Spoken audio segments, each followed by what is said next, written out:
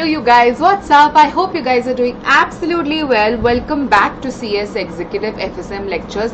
हम लोग FM lectures के बारे में बात कर रहे हैं, FSM lectures के बारे में बात कर रहे हैं and this particular lecture is going to be catering to the amendments that there have been in FSM. Okay, so amendments as in FMSM ऐसा subject है जहाँ पे amend नहीं होता. amend होना मतलब बेटा change होना, amend होना मतलब change होना. तो ऐसा कुछ खास कुछ भी चेंज नहीं हुआ है. SM में दे स्टिक टू SM में इन लोगों ने एडिशंस कर दिए. SM में थोड़े बहुत एडिशंस कर दिए. इंपॉर्टेंट कॉन्सेप्ट्स है जो आजकल बहुत रेलेवेंट कॉन्सेप्ट्स है वो इंस्टीट्यूट चाहता है, ICSI चाहता है कि आपको उसके बारे में नॉलेज हो, आपको उन सारे कॉन्सेप्ट्स के बारे में नॉलेज हो. एंड बहुत ही इन डेप्थ कोई भी कॉन्सेप्ट कवर नहीं किया गया है. बहुत ही इन डेप्थ मतलब बहुत ही एक्सटेंसिव कि आपको डिटेल नॉलेज होना चाहिए इस चीज का, ऐसा कोई भी कॉन्सेप्ट कवर नहीं किया गया है. ये जो एडिशंस हुए हैं इनका एक सरफेस नॉलेज आपको देने के लिए बताया गया है. सरफेस नॉलेज मतलब कि आपको ऊपरी तौर से इनके बारे में पता होना चाहिए. And as per my opinion, according to me, कि ये चेंजेस क्यों लाए गए होंगे, ये एडिशंस क्यों लाए गए होंगे, is simply because of the fact क्योंकि ये बहुत ही करंट हॉट टॉपिक्स हैं. ये करंट हॉट टॉपिक्स हैं एंड आप इंटरव्यू वगैरह कभी देंगे फ्यूचर में तो आपको इन सारी चीजों के बारे में नॉलेज होनी चाहिए. इसलिए इंस्टीट्यूट ने बोला कि एटलीस्ट उतनी नॉलेज तो आपको पास होनी चाहिए कि आप अपने क्वेश्चंस को केटर कर पाओ. मैम ये इंपॉर्टेंट है क्या? ऑफकोर्स वेरी वेरी इंपॉर्टेंट, क्योंकि लाइक आई सेड ये हॉट टॉपिक्स हैं. प्रैक्टिकल वर्ल्ड में भी ये हॉट टॉपिक्स चल रहे हैं अभी. So these are important. Ma'am बहुत डिफिकल्ट है क्या? अगर डिटेल में पढ़ाना होता तो मैं बोलती थी कि हाँ थोड़ा बहुत टेक्निकल है, थोड़ा नहीं काफी कुछ टेक्निकल है. बट क्योंकि जितना आपको दिया गया है उसमें कुछ बहुत ज्यादा डिफिकल्टी है. नो, कुछ गिन के 3 to 4 टॉपिक्स हैं, उसमें से 1-2 तो बहुत ही छोटे हैं, 1-2 जो है वो काफी थोड़े से बड़े, थोड़े से मतलब नॉर्मल साइज के बड़े, इतने ज्यादा बड़े नहीं है. So that will have to be catering. हम 2 चैप्टर्स में आपके चेंजेस हुए हैं. आपका last chapter and second last chapter that is strategic implementation and control में एडिशन हुआ है एक कॉन्सेप्ट का जो है बैलेंस स्कोर कार्ड का. I repeat, strategic implementation and control. हमारे नोट्स का चैप्टर नंबर 14, हमारे नोट्स का चैप्टर नंबर 14 या इंस्टीट्यूट का भी चैप्टर नंबर 14, वो बैलेंस स्कोर कार्ड का सिर्फ एक टॉपिक है जो एड ऑन हुआ है एम्प्लॉय रिस्पॉन्स कंट्रोल के पहले या बाद में. वो एक टॉपिक लास्ट में आपको दिखेगा जो एडिशन हुआ है, उसको मैंने अभी केटर किया है, उसको हम सबसे पहले कवर करेंगे. After that will be moving on to the last chapter. Last chapter कौन सा? Chapter number 15, analyzing strategic edge. जो लास्ट चैप्टर है उसमें कुछ भी चेंज नहीं है. आपने जैसा अभी तक चैप्टर पढ़ा था 6 सिग्मा तक, वैसा पूरा का पूरा चैप्टर वैसे ही रहेगा. उसके बाद कुछ टॉपिक्स हैं जो मैं बता रही हूँ, हॉट टॉपिक्स है प्रैक्टिकल वर्ल्ड में, वो 2 से 3 टॉपिक्स वहां एंड में ऐड कर दिए गए.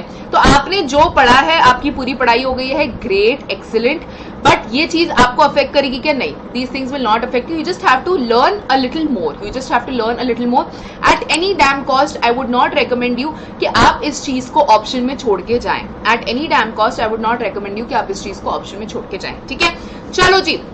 Okay, then let's get started. Like I said कि पहले हम chapter number 14 strategic implementation and control में जो टॉपिक एड ऑन हुआ है that is balance score card का टॉपिक जो एड ऑन हुआ है उसको केटर करेंगे.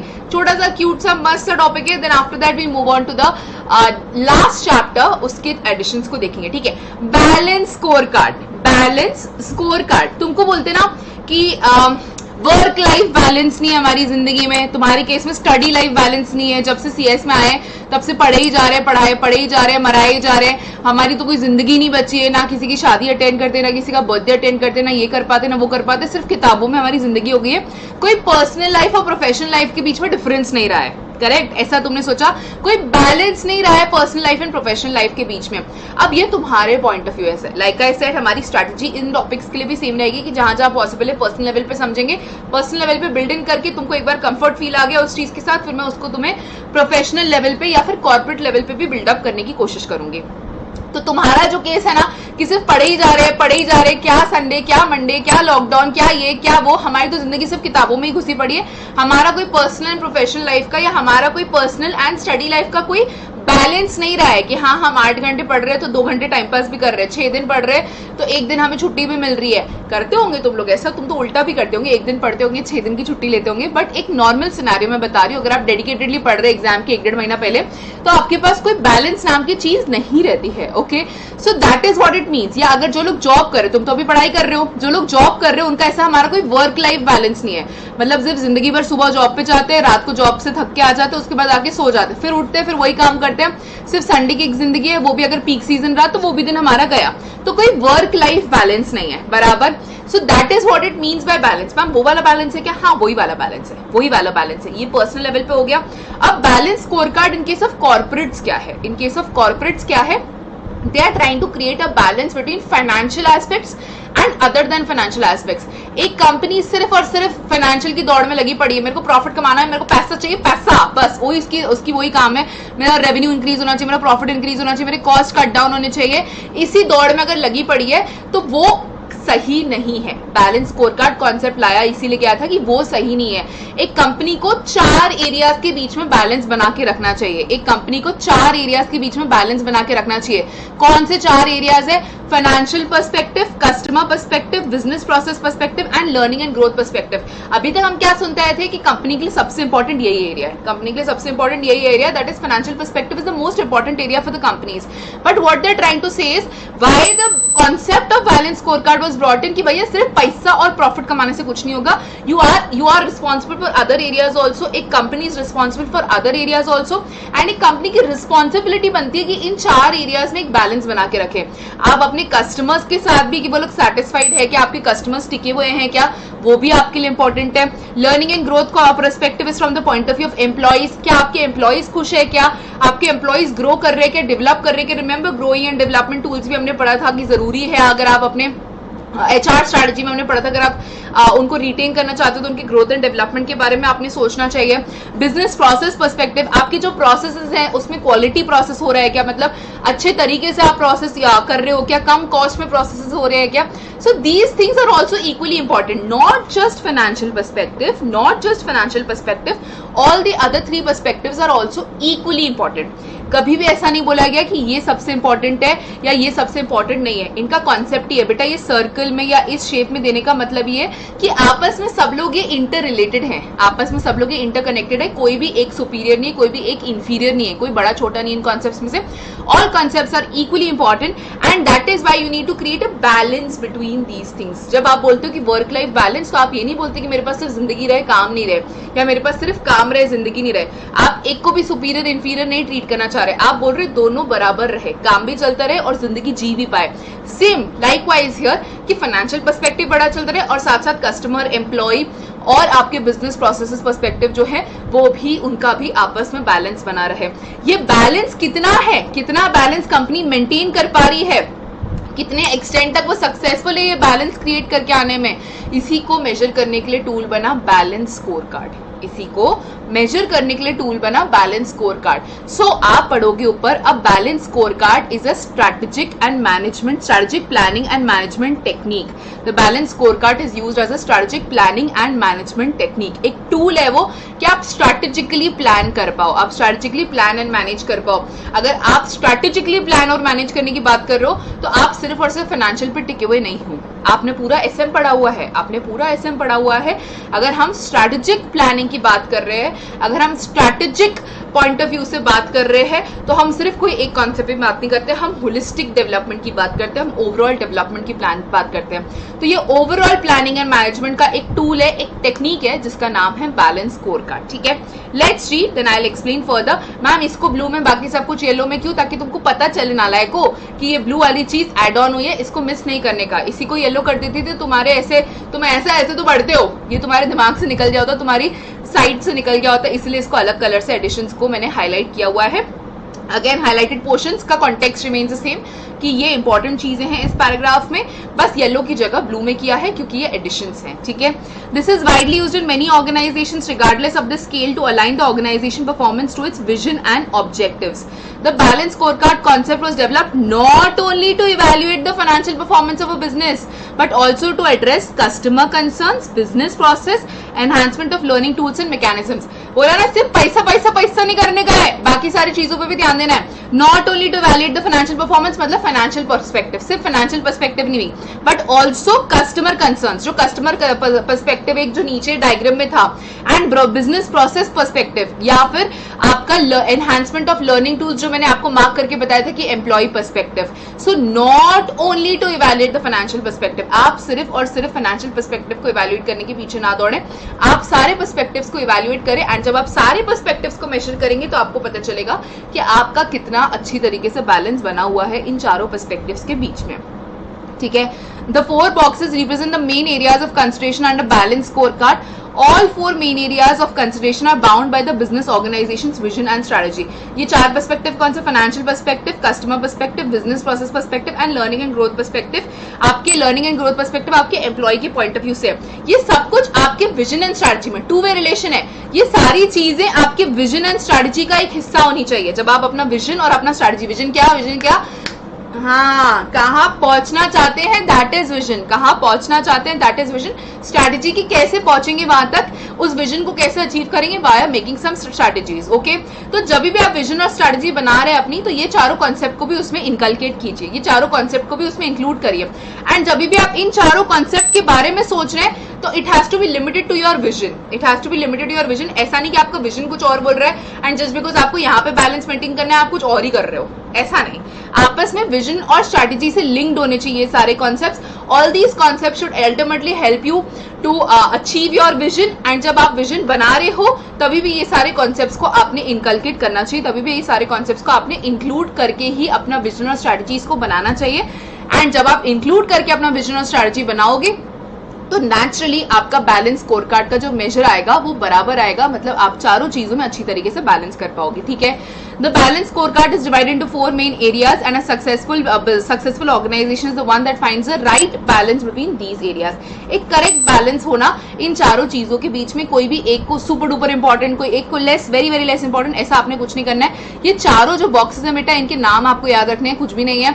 एक तो पैसा चाहिए, पैसे के अलावा पैसा कैसे कमाएंगे, प्रोसेस अच्छे होंगे तो अच्छा पैसा कमा पाएंगे, प्रोसेस अच्छे होंगे तो कस्टमर सेटिस्फाई होगा. ठीक है. पैसा कमाएंगे तो प्रोसेस अच्छे होंगे तो कस्टमर सेटिस्फाई होगा तो एम्प्लॉय को मोटिवेशन मिलेगा कि और अच्छी तरीके से काम करे. तो financial perspective, process, customer and employee related perspective जो कि लर्निंग एंड ग्रोथ पर्सपेक्टिव में कवर किया गया है. ठीक है. Okay, so what are these perspectives, इसमें क्या क्या कवर होता है एक बार देख लेते हैं. Each area perspective represents a different aspect of the business organisation in order to operate at optimal capacity. Like I have been repeating many times कि ऐसा नहीं कि एक को ज्यादा एक को ऐसे एकदम लोअर, सब कुछ at optimal level. Optimal level मतलब right level, at the appropriate level होना चाहिए. फाइनेंशियल पर्सपेक्टिव में क्या, कुछ नहीं है. Financial perspective is nothing but पैसा. Financial perspective is nothing but पैसा. पैसा कैसे मेजर करोगे? कंसिस्ट ऑफ कॉस्ट और measurement involve in terms of rate of return on capital employed and operating income of the organisation. जितना ज्यादा ROI उतना अच्छा आपका फाइनेंशियली आप कर रहे हो काम, जितनी ज्यादा आपकी ऑपरेटिंग इनकम उतना ज्यादा अच्छा आप काम कर रहे हो. सो ये सारे financial perspectives are focused on the returns, आपके प्रॉफिट्स के ऊपर बेसिकली ये फोकस करते हैं. ठीक है. कस्टमर पर्सपेक्टिव कि आपका measures the level of customer satisfaction, customer retention and market share. आपका कस्टमर आपके प्रोडक्ट या सर्विस से सेटिस्फाइड है क्या, कस्टमर पर्सपेक्टिव में ये चीज मेजर होती है. सेटिस्फाइड तो है, पहली बार प्रोडक्ट आपने दिया बराबर सेटिस्फाई है, दूसरी बार शायद आपने एकदम बेकार प्रोडक्ट दे दिया तो उसने आपका प्रोडक्ट डिसकंटिन्यू कर दिया. तो कस्टमर सेटिस्फाइड भी है और कस्टमर रिटेन्ड भी है. रिटेन्ड मतलब हर बार आपके पास ही आ रहा है, जैसे एप्पल की मैं बात करूं, एप्पल की आईफोन की कस्टमर रिटेंशन बहुत बढ़िया है. हर बार कस्टमर उन्हीं के पास आता है, भले उसको किडनी बेच के आना पड़े चाहे अपने लंग्स बेच के आना पड़े. So Apple has a very good loyalty which is why उनके कस्टमर्स जो है वो रिटेन्ड है. तो आपके कस्टमर्स कितने सेटिस्फाइड है, आपके कितने कस्टमर्स आप रिटेन कर पा रहे हो, मतलब अपने साथ टिका पा रहे हो. एंड आपका मार्केट शेयर क्या है, क्योंकि मार्केट शेयर से पता चलेगा कि आप कितने ज्यादा कस्टमर्स को केटर करते हो. मार्केट शेयर मतलब इतना पूरा मार्केट है, 100 करोड़ का मार्केट है, उसमें से अगर 50 करोड़ आपके ही कस्टमर्स है सारे, उसमें से 50 करोड़ ऐसे लोग हैं जो आपके ही प्रोडक्ट लेते हैं, तो मतलब आपका मार्केट में, आपका पूरे 100 करोड़ की मार्केट में शेयर कितना है, 50% आपका शेयर हो जाएगा. ठीक है. Then business process perspective, cost and quality related to the business processes. क्या आप एकदम ज्यादा पैसा खर्चा किए बिना, ज्यादा खर्चा किए बिना, एकदम अप्रोप्रिएट जितना खर्चा रिक्वायर्ड है, कम से कम जितना भी खर्चा हो सकता है, उसमें आप अच्छी क्वालिटी के प्रोसेसेस कर पा रहे हो क्या यूज। ये किसी भी चीज से रिलेटेड हो सकते हैं प्रोसेस, आपकी डिलीवरी प्रोसेस सही है क्या, आपकी प्रोडक्शन प्रोसेस सही है क्या, ये सारे प्रोसेसेस में आपका कॉस्ट कम से कम हो एंड उसमें क्वालिटी सबसे अच्छी हो, ये चीज मेजर होती है हमारी बिजनेस प्रोसेस पर्सपेक्टिव में। And learning and growth perspective consist of measures such as employee satisfaction, employee retention and knowledge management. Employee satisfaction, आपका एम्प्लॉय आपके साथ काम करके खुश है क्या, आपका एम्प्लॉय आपके साथ काम करके खुश है क्या, मजबूरी में आपके साथ टिका हुआ है तो वो ज्यादा टाइम आपके साथ नहीं टिकेगा। एंड आपका मेन एसेट आपके एम्प्लॉयज ही हैं, तो आपके एम्प्लॉय सैटिस्फाइड है क्या, सैटिस्फाइड है। Again customer satisfaction, customer retention, employee satisfaction, employee retention, employee टिक पा रहे हैं क्या। ऐसा तो नहीं कि जो आता है, जो नया एम्प्लॉय आता है 6 महीना काम करता है, 7वें महीने टाटा बाय बाय बोल के तुमको निकल जाता है। तुमको भी पता है, हमने पढ़ा है एचआर स्ट्रैटेजी में कि उससे कॉस्ट कंपनी के बढ़ते, बार बार रिक्रूट करो, बार बार उनको ट्रेन करो, कॉस्ट एडिशन हो जाता है। And knowledge management, knowledge management मतलब आप उनका डेवलपमेंट कर पा रहे हो क्या, आप उनका डेवलपमेंट कर पा रहे हो क्या। ये डेवलपमेंट किसी भी वे से हो सकता है, आप उनका एम्प्लॉय का स्किल्स डेवलप कर पा रहे हो क्या, आप एम्प्लॉय का एकेडमिक नॉलेज जो है वो डेवलप कर पा रहे हो क्या, उनको ट्रेनिंग दे पा रहे हो क्या, मतलब उनको बेसिकली ग्रो करने की अपॉर्चुनिटीज दे पा रहे हो क्या। That is what it means by knowledge management. तो एम्प्लॉय सैटिस्फाइड भी है, एम्प्लॉय रिटेन भी है, उसका नॉलेज भी बराबर तरीके से मैनेज हो रहा है। ये 4 पर्सपेक्टिव जो है, दीज 4 पर्सपेक्टिव्स आर इंटररिलेटेड। मैंने आपको बोला जो चीज सर्कल में रहती है वो इंटररिलेटेड है, ऐसा नहीं है कि इंडिपेंडेंटली काम कर पाएंगे। इन चारों को आपस में ही जब काम करेंगे, हमें बैलेंस चाहिए यार, ना सिर्फ काम करने से जिंदगी भर कुछ होगा, ना सिर्फ जिंदगी भर टाइम पास करने से कुछ होगा, एक बैलेंस चाहिए वर्क लाइफ का, दोनों इक्वली इंपॉर्टेंट है। Therefore they do not function independently, ठीक है। ये भी दिस प्रोसेस इंटररिलेटेड, ये भी एक एमसीक्यू आपको आ सकता है। In real world situations organisation need one or more perspectives combined together to achieve its business objectives. इसका एक एग्जांपल दिया है कि कैसे आपस में कनेक्ट होता है, वो एग्जांपल को पढ़ते हैं एक बार। Customer perspective is needed to determine the financial perspective. Customer perspective में क्या था, आपका मार्केट शेयर, कस्टमर सैटिस्फाइड है क्या, कस्टमर रिटेन्ड है क्या। मार्केट शेयर पकड़ लेते हैं। आपको जब पता रहेगा कि आप 50 करोड़ का मार्केट उठा सकते हो, आपके 50 करोड़ की डिमांड है आपके मार्केट में, 50 करोड़ की डिमांड है आपके मार्केट में, 50 करोड़ लोग आपके प्रोडक्ट को पसंद कर रहे हैं, तो आपको उससे अपना फाइनेंशियल पर्सपेक्टिव पता चलेगा। जब तक आपको पता नहीं कि मेरे प्रोडक्ट को 100 लोग पसंद करते हैं, कि मेरे प्रोडक्ट को 200 लोग पसंद करते हैं, कि मेरे प्रोडक्ट को 10 लाख लोग पसंद करते हैं, 100 लोग पसंद करेंगे तो अलग अलग प्रॉफिट्स आएंगे, 200 करेंगे तो अलग प्रॉफिट्स आएंगे, 10 लाख करेंगे तो अलग प्रॉफिट्स आएंगे। इसीलिए कस्टमर पर्सपेक्टिव और फाइनेंशियल पर्सपेक्टिव जो है वो आपस में लिंक्ड है। एंड अगर आपका फाइनेंशियल पर्सपेक्टिव सही रहेगा, अगर आप पैसे कमाओगे तभी तो आप लर्निंग एंड ग्रोथ पर्सपेक्टिव कमा कर पाओगे ना। जितना पैसा आप कमाओगे उतने ज्यादा एम्प्लॉइज ला पाओगे, एंड जितना ज्यादा आप पैसा कमाओगे, जितना ज्यादा रिटर्न्स आप जनरेट होंगे, उतना आप उनके ट्रेनिंग डेवलपमेंट की और चीजों पे खर्चा कर पाओगे, उतना आप उनको रिवॉर्ड देने पे खर्चा कर पाओगे, उतना आप उनकी सैलरी इंक्रीज करने पे खर्चा कर पाओगे। सैलरी इंक्रीज करेंगे तो एम्प्लॉय सैटिस्फाइड रहेगा। एंड ये एग्जांपल से प्रूव होता है कि लोग आपस में कनेक्टेड है। एक चीज आप सही करोगे तो दूसरी पे आएगा, दूसरी से तीसरी, तीसरी से चौथी, इस तरीके से आपस में सारे के सारे कनेक्टेड हैं, ठीक है। So this is what your balance score card is. Simply जैसे हमारा वर्क लाइफ बैलेंस होता है, वैसे कंपनी का आपका एक प्रॉपर बैलेंस होना चाहिए, एम्प्लॉइज में, कस्टमर्स में, प्रोसेसेस में एंड फाइनेंशियल पर्सपेक्टिव में। Features of balance score card, objectives, this reflects the organisation's objective such as profitability और मार्केट शेयर। आपका ऑब्जेक्टिव क्या है, क्या आपको मार्केट शेयर अपना 20% से ऊपर बढ़ाना है, या आपको अपनी प्रॉफिटेबिलिटी 50% से ग्रेटर करनी है, आपका ऑब्जेक्टिव क्या है। देन क्या मेजर्स लोगे आप to measures will be put in place to gauge the process of progress of achieving objectives.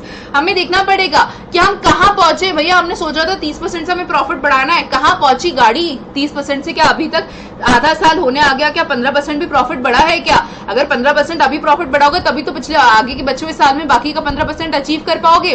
तो मेजर करना कि हमारी गाड़ी कहां तक पहुंची है विद रिस्पेक्ट टू और ऑब्जेक्टिव। हमने जो भी ऑब्जेक्टिव सेट किया है उस पर हम कहां तक पहुंचे हैं, to what extent have we already achieved that objective. Targets, this could be department based on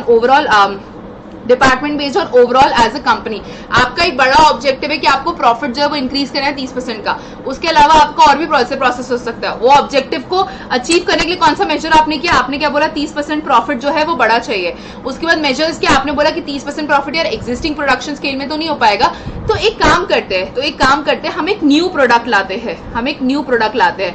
तो ये 30% टारगेट अचीव करने के लिए हमने एक नया प्रोडक्ट लाया। 30% टारगेट अचीव करने के लिए हमने एक नया प्रोडक्ट लाया। ये नया product was a decision, vision, ये नया product was our major to achieve the objective. This नया product, this thought of introducing a नया product was a major of achieving the objective. आपको टारगेट्स भी सेट करना है, या तो डिपार्टमेंट वाइज या कंपनी वाइज. जैसे तुमने बोला नया प्रोडक्ट है, नया प्रोडक्ट, अब नया प्रोडक्ट ही तुम्हारा मेजर है ऑब्जेक्टिव अचीव करने का. इस नए प्रोडक्ट में 100 काम रहेंगे भाई, तो इस नए प्रोडक्ट में तुमने प्रोडक्शन वालों को बोल दिया, एक टारगेट दे दिया प्रोडक्शन वालों को कि प्रोडक्शन वालों तुमको इस नए प्रोडक्ट के इस साल कम से कम 10 लाख यूनिट बनाने हैं. कॉस्टिंग डिपार्टमेंट वालों तुमको इंश्योर करना है कि एटलीस्ट 20% प्रॉफिट बचे इस चीज के ऊपर. कॉस्टिंग जितनी कम होगी उतना प्रॉफिट बचेगा, इस प्रोडक्ट के ऊपर 20% बनना चाहिए. मार्केटिंग वालों तुम्हारा टारगेट है कि इसके 10 लाख यूनिट्स पूरे बिक जाने चाहिए और डिमांड जनरेट करके आओ. तो आपने ये टारगेट सेट कर दिए, छोटे छोटे टारगेट सेट कर दिए. जो भी आपने मेजर डिसाइड किया था उसके रिस्पेक्ट में आपने छोटे छोटे टारगेट सेट कर दिए. This could be department based or overall as a company. There will be specific targets that have been set to achieve the measure. आपका मेजर क्या था, आपने मेजर क्या डिसाइड किया था, न्यू प्रोडक्ट. उसके लिए आपने अलग अलग स्पेसिफिक टारगेट्स दे दिए अलग अलग डिपार्टमेंट्स को. That is what it means by targets. ठीक है. Initiatives, actions are taken to meet the objective production की. प्रोडक्ट की क्वालिटी सही तरीके से हो रही है क्या, अगर 30% ग्रोथ करना है तो हम फालतू के खर्चों पे रोक लगा रहे हैं क्या, एडवर्टाइजिंग के खर्चे जितने कम हो सकते हैं, अनअवॉइडेबल खर्चे हम जितने कम कर रहे हैं, ऐसे कुछ इनिशिएटिव्स हम ले रहे हैं क्या. So these are the features of balance score cards. Objectives, measure, targets and initiative. एक फ्लो में आप याद रखेंगे कि ऑब्जेक्टिव सेट करिए, ऑब्जेक्टिव किस तरीके से अचीव करेंगे, किस वे से अचीव होगा वो मेजर्स में बताएंगे. मेजर्स को अचीव करने के लिए हमें टारगेट्स चाहिए एंड फाइनली इनिशिएटिव्स चाहिए. ऑब्जेक्टिव अचीव करने के लिए मेजर्स चाहिए, मेजर्स को अचीव करने के लिए टारगेट्स चाहिए एंड लास्टली एक इनिशिएटिव्स का पॉइंट है कि ओवरऑल हम क्या कर सकते हैं अपने ऑब्जेक्टिव को अचीव करने के लिए. Need importance of a balance score card. क्या इंपॉर्टेंस है बैलेंस स्कोर कार्ड का, increases focus on business strategy and its outcome. Remember vision और स्ट्रेटजी बीच में था और उसके आगे आगे अलग अलग 4 पर्सपेक्टिव्स थे. In the end everything was linked to the business strategy, in the end everything was linked to the vision. तो आपका बिजनेस स्ट्रेटजी के ऊपर फोकस ज्यादा बेटर बनता है, आपका इंक्रीज होता है focus on your business strategy. Leads to improvised organisation performance through measurements. क्योंकि आप सब कुछ मेजर कर रहे हो, आप देख रहे हो आपके कस्टमर्स कितने सेटिस्फाइड है, आप देख रहे हो एम्प्लॉइज का सेटिस्फैक्शन लेवल क्या है, आप देख रहे हो कि फाइनेंशियली क्या परफॉर्म कर रहे हैं हम, प्रोसेसेस किस तरीके से परफॉर्म कर रहे हैं. क्योंकि सब कुछ क्वांटिफाई कर पा रहे हो आप, क्योंकि आप सब कुछ मेजर कर पा रहे हो, तो आपको पता चलेगा कि ये एरिया है जहां पे मुझे मेहनत करनी है, ये एरिया है जो मेरा अच्छा चल रहा है. आपको कुछ चीजें उनसे पता चलेगी and that will eventually help you to improvise your organisation performance. उससे आपका ऑर्गेनाइजेशन का परफॉर्मेंस इंप्रूव होगा. आपको पता चलेगा कि प्रॉफिट्स हमारे अच्छे हो रहे हैं, बस कस्टमर्स हमारे सेटिस्फाइड नहीं हो रहे हैं, तो आप उसको इंप्रूव करने की कोशिश करोगे एंड उसको इंप्रूव करने की कोशिश करोगे तो ओवरऑल आपका ऑर्गेनाइजेशन का परफॉर्मेंस इंप्रूव होगा. ठीक है. Align the workforce to meet the organization strategy on a day-to-day basis. Align a workforce. All these fours are interconnected. याद है, फाइनेंशियल पर्सपेक्टिव अच्छा होगा, कस्टमर से फाइनेंशियल पर्सपेक्टिव पता चलेगा, फाइनेंशियल पर्सपेक्टिव से एम्प्लॉय ग्रोथ एंड वो सारे पर्सपेक्टिव्स के ऊपर इंपैक्ट आएगा. तो आपने एक साथ सारे वर्कफोर्स को अलाइन कर दिया, इनको सबको साथ में ला लिया है to meet the organisation strategy on a day to day basis. सब लोग मिल के काम कर रहे हैं कि ऑर्गेनाइजेशन की स्ट्रेटजी पूरी हो पाए, ऑर्गेनाइजेशन के ऑब्जेक्टिव्स जो है वो पूरे हो पाए. ठीक है. टारगेटिंग द की डेट्रीमेंट्स और ड्राइवर्स फॉर फ्यूचर परफॉर्मेंस. अगर कोई ऐसा फैक्टर है जो बहुत ही एसेंशियल है आपके फ्यूचर परफॉर्मेंस के लिए कि बॉस ये अच्छा नहीं रहा तो हमारा पूरा मैटर बिगड़ जाएगा. अगर आप कोई न्यू इनोवेटिव प्रोडक्ट ला रहे हो मार्केट में, अगर आप कोई न्यू इनोवेटिव प्रोडक्ट ला रहे हो मार्केट में, कुछ तो भी ऑल टुगेदर नया ला रहे हो जो मार्केट में आज तक नहीं आया, तो आपके लिए बेटा फाइनेंस से भी ज्यादा इंपॉर्टेंट है कस्टमर सेटिस्फैक्शन. कि आपका कस्टमर कैसे रिस्पॉन्ड कर रहा है उस प्रोडक्ट के लिए, आपका कस्टमर कैसे रिस्पॉन्ड कर रहा है उस प्रोडक्ट पे, that is more important than your financial perspective. तो आपका की डेट्रीमेंट क्या होगा, आपका की डेट्रीमेंट क्या होगा, your key detriment will be your customer satisfaction. तो आप उसके ऊपर टारगेट कर पाओगे, क्योंकि अभी नया नया प्रोडक्ट है, प्रॉफिट के बारे में हमने सोचा नहीं है. हमारा तो ये पॉइंट है कि नया प्रोडक्ट पहले एक्सेप्ट हो जाए, मार्केट में एक्सेप्ट हो जाए तो अपने आप पैसा छाप लेगा. So customer satisfaction is your key detriment. It helps you in targeting your key detriments. It increases the focus on business strategy and its outcome. Organisation का परफॉर्मेंस इंप्रूव करता है, अलाइन होती है workforce and targeting the key detriments of future performance. Improves the level of communication in relation to the organization strategy and vision. आपका मैंने बोला था जब विजन एंड स्ट्रेटजी बनाएंगे तो ये चारों एस्पेक्ट्स को ध्यान में रख के करना आपने विजन और स्ट्रेटजी बनानी है. तो आपका लेवल ऑफ कम्युनिकेशन जो है वो बढ़ता है. कैसे? क्योंकि पहले शायद आप जब विजन बना रहे थे तब आप ये सारी चीजें नहीं सोच रहे थे. विजन बनाते समय आप सिर्फ पैसे पे ही फोकस कर रहे थे एंड वही विजन अपन को एम्प्लॉइज को कम्युनिकेट करना पड़ता है. Remember we have to communicate all the objectives and visions to the stakeholders. So जब आपका कम्युनिकेशन लेवल इंप्रूव होगा जब आपने विजन बनाते समय ये चारों चीजों को ध्यान में रखा होगा। आपने विजन बनाते समय चारों चीजों को ध्यान में रखा होगा तो आपका विजन का कम्युनिकेशन लेवल बढ़ेगा। आप एकदम बेहतर तरीके से आर्कुलेट कर पाओगे कि भैया फाइनेंशियल पर्सपेक्टिव में मुझे 20% ग्रोथ चाहिए, मुझे कस्टमर पर्सपेक्टिव में, कस्टमर सेटिस्फैक्शन में I want 99% customer satisfaction, cost quality में I want 80% achievement, learning and growth outcomes में मेरे को कोई कॉम्प्रोमाइज नहीं चाहिए, आई वांट 100% टारगेट। सो आप बेटर तरीके से कम्युनिकेट कर पा रहे हो अपना विजन, आप बेटर तरीके से अपना विजन कम्युनिकेट कर पा रहे हो क्योंकि अब आपको 4 कंपोनेंट्स पता है बैलेंस स्कोर कार्ड के, उन चारों को आपने विजन में इंक्लूड किया एंड विजन को आप इवेंचुअली बेहतर तरीके से कम्युनिकेट कर पा रहे हो। So these are the importance of balance score card and इतना ही आपकी मॉड्यूल में दिया गया है with regards to balance score card. Balance score card की अगर मैं बात करूं तो इतनी चीजें ही इंक्लूड की गई है with regards to balance score card. क्या है बैलेंस स्कोर कार्ड? जैसे वर्क लाइफ बैलेंस होता है वैसे उसी तरीके से कंपनी का बैलेंस होना चाहिए। बैलेंस किस चीज में होना चाहिए भैया? कस्टमर्स में, फाइनेंशियल में, एम्प्लॉय में एंड बिजनेस प्रोसेसेस में। These are the areas that you have to focus on with regards to balance score card. ये एक ब्रीफ समरी हो गई, इसमें फिर ऑब्जेक्टिव फीचर्स वगैरह हैं, बट अगर आपको मीनिंग पता है, जो मैंने अभी आपको बताया वर्क लाइफ वाले एग्जाम्पल से, वो मीनिंग अगर आपको पता है तो फिर आप ऑटोमेटिकली इसके क्वेश्चन जो है वो केटर कर पाएंगे। Okay, so we have now, अभी हम लास्ट चैप्टर के ऊपर जाएंगे जिसमें सबसे ज्यादा एडिशंस है। उन चैप्टर्स के एडिशंस में देखेंगे क्या क्या एड ऑन हुआ है। यस, इसीलिए ब्लू में मार्क किया था, समझे? Just give me a minute.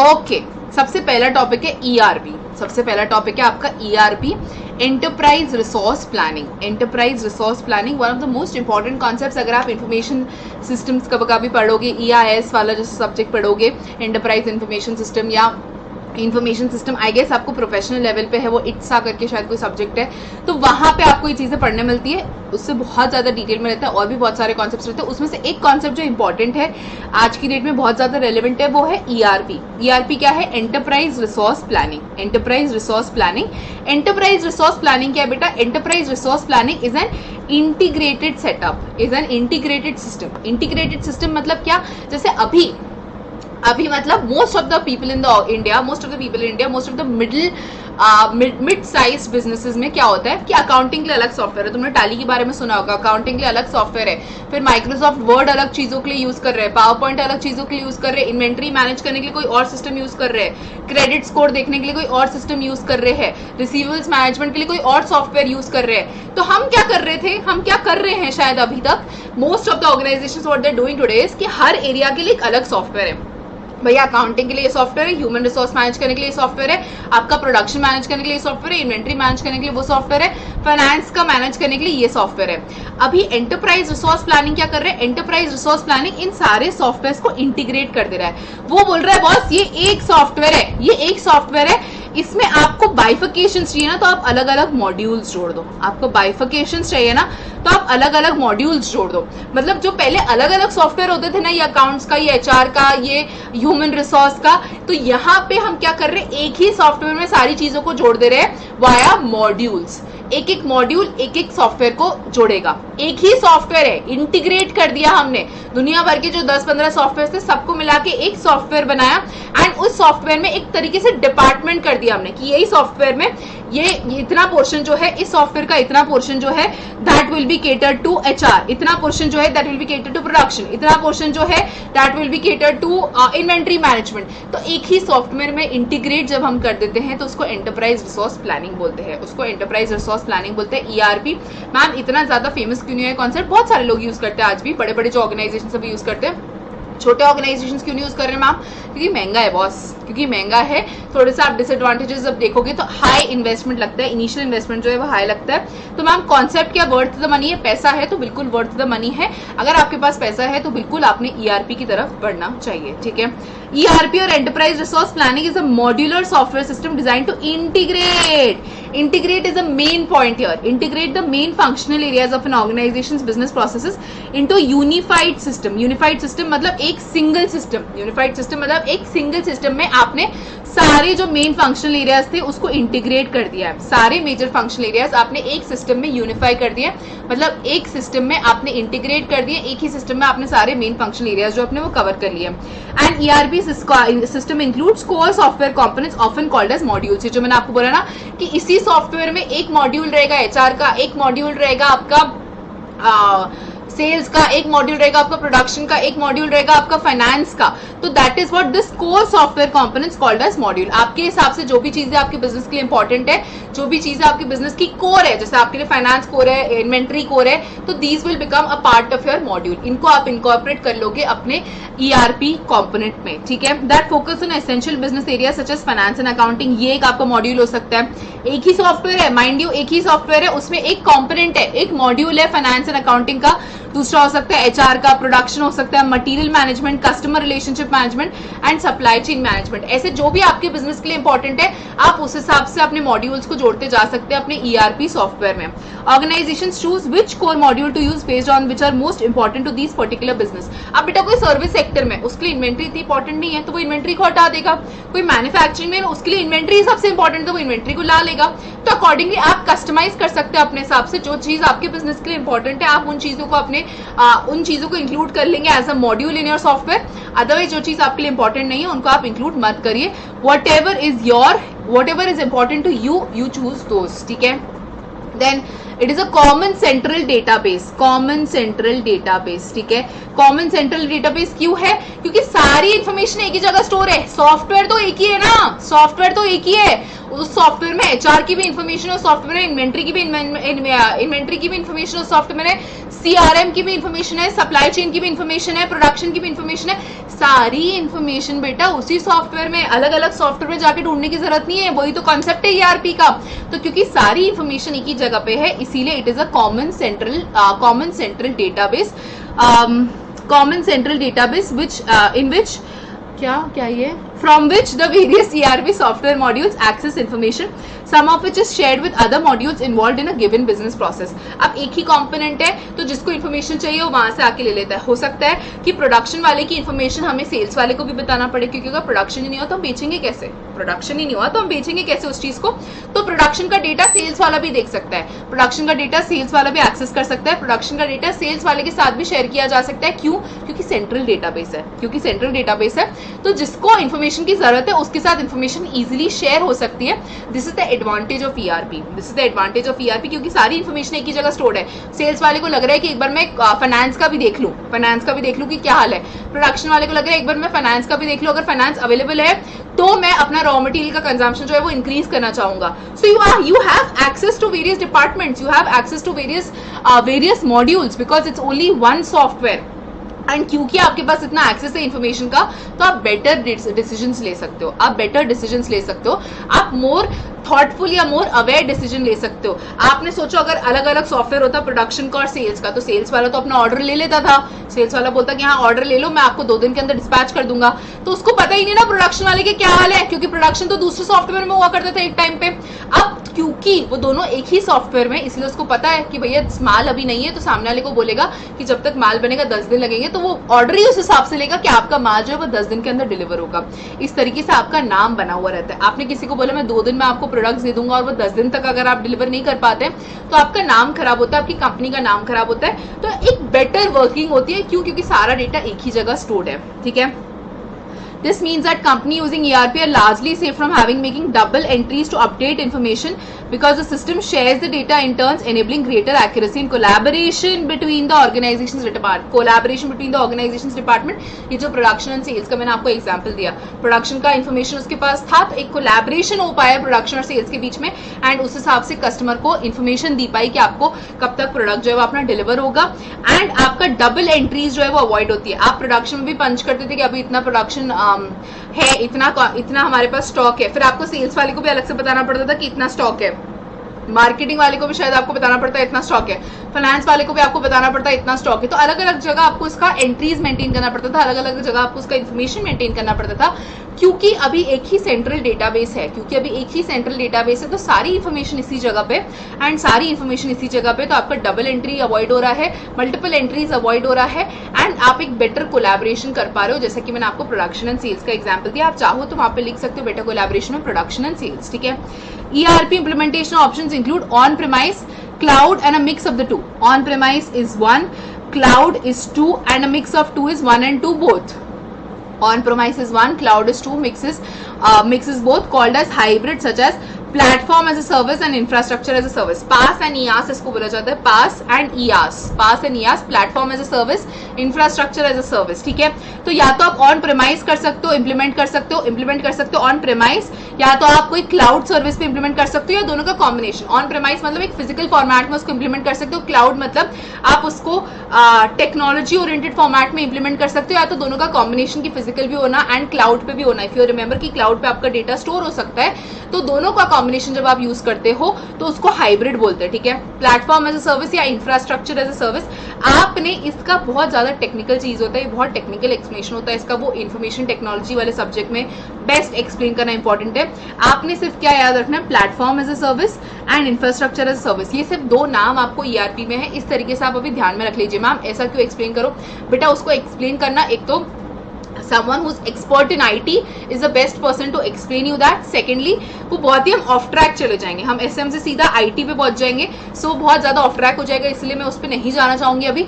आपने सिर्फ ऑन प्रेमाइस हो सकता है या क्लाउड पे हो सकता है। ऑन प्रेमाइस मतलब फिजिकल फॉर्मेट में हो सकता है, क्लाउड पे मतलब आपका क्लाउड के ऊपर पूरा काम हो सकता है, या दोनों बेस हो सकता है। एंड दो नाम आपने याद रखने, पास एंड ईआस, आपका platform as a service and infrastructure as a service, क्योंकि ये MCQ पॉइंट ऑफ व्यू से पूछा जा सकता है, ठीक है। Gartner coined the term enterprise resource planning and in 1990, ठीक है। ये आपका हिस्ट्री में आ जाएगा कि किसने नाम बताया था, तो गार्टनर ने ईआरपी का कॉन्सेप्ट बताया था। गार्टनर, ER तो आ गया, गार्टनर पे याद रख लो, ERP से गार्टनर, इसके लास्ट में ER आता है और हमारा कॉन्सेप्ट भी क्या है, ERP, तो इस तरीके से आप याद रख सकते हो गार्टनर। तो गार्टनर ने गार्टनर ERP, जैसे तुम हैशटैग बनाते हो ना, सानिया और दीप, संदीप, तो वैसे ये गार्टनर का आपने हैशटैग बना लिया, गार्टनर और ERP का आपने हैशटैग बना लिया गार्टनर, ठीक है। तो गार्टनर ने एंटरप्राइज रिसोर्स प्लानिंग का कॉन्सेप्ट जो है वो इंट्रोड्यूस किया था। ERP के पहले MRP हुआ करता था, ERP के पहले MRP हुआ करता था, material resource planning, material requirements planning. इसमें सिर्फ मटेरियल के बारे में बात की जाती थी, यूनिफाइड सॉफ्टवेयर था ये भी, बट सिर्फ मटेरियल के बारे में ज्यादा डिटेल्स दी जाती थी। मटेरियल मैनेजमेंट के लिए अलग से सॉफ्टवेयर बनाया गया था। उसके बाद MRP2 आया, पहले MRP आया, मटेरियल रिक्वायरमेंट प्लानिंग, जिसमें मटेरियल्स पे फोकस था, फिर MRP2 आया जिसमें और थोड़े से एडिशंस किए गए थे, एंड फाइनली ERP आया। मैम याद रखना है क्या, सिर्फ इतना याद रखना है कि पहले MRP था, मटेरियल रिक्वायरमेंट्स प्लानिंग, उसके बाद आपका MRP2 आया, उसके बाद फाइनली आपका ERP का कॉन्सेप्ट है। अगर हिस्ट्री पे वो क्वेश्चंस पूछना चाहते हैं तो इस तरीके से आपसे क्वेश्चंस पूछ सकते हैं वो, ठीक है।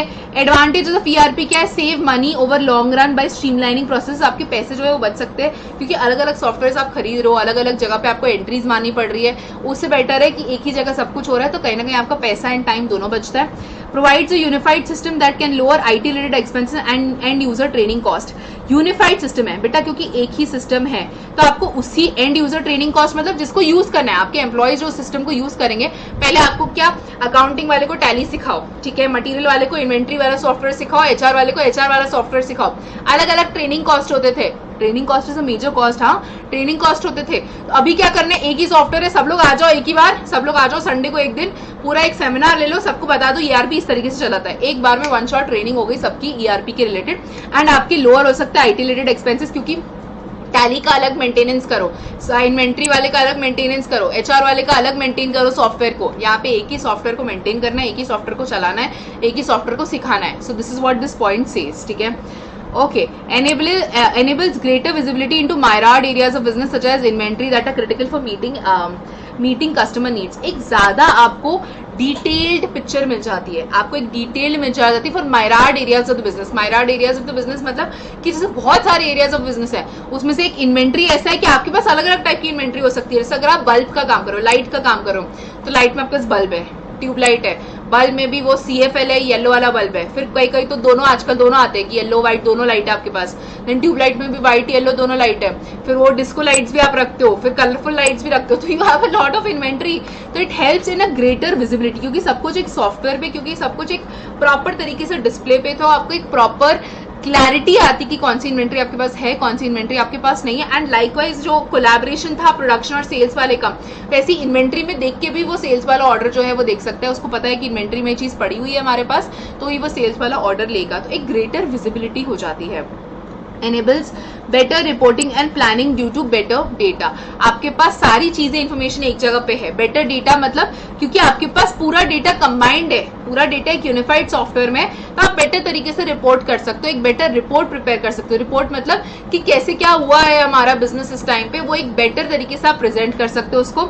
Offers better compliance and data security along with improved data backup and the ability to control user rights। ठीक है, एक बेटर कंप्लायंस हो सकता है, डेटा सिक्योरिटी आपकी बेटर हो सकती है क्योंकि सब कुछ एक ही जगह पे है, तो अलग अलग जगह पे आपको एंटीवायरस, अलग अलग जगह पे आपको सॉफ्टवेयर हैकिंग प्रिवेंट करने के लिए कुछ करना नहीं पड़ेगा, एक ही चीज को आपको अच्छी तरीके से मेंटेन करना है। एंड कंप्लायंस भी बेटर हो सकता है। कंप्लायंस बेटर क्यों? क्योंकि रिपोर्टिंग बेटर हो रही है, तो कंप्लायंस भी आपका बेटर होगा। तो ये कुछ एडवांटेजेस है ईआरपी के। डिसएडवांटेज क्या है?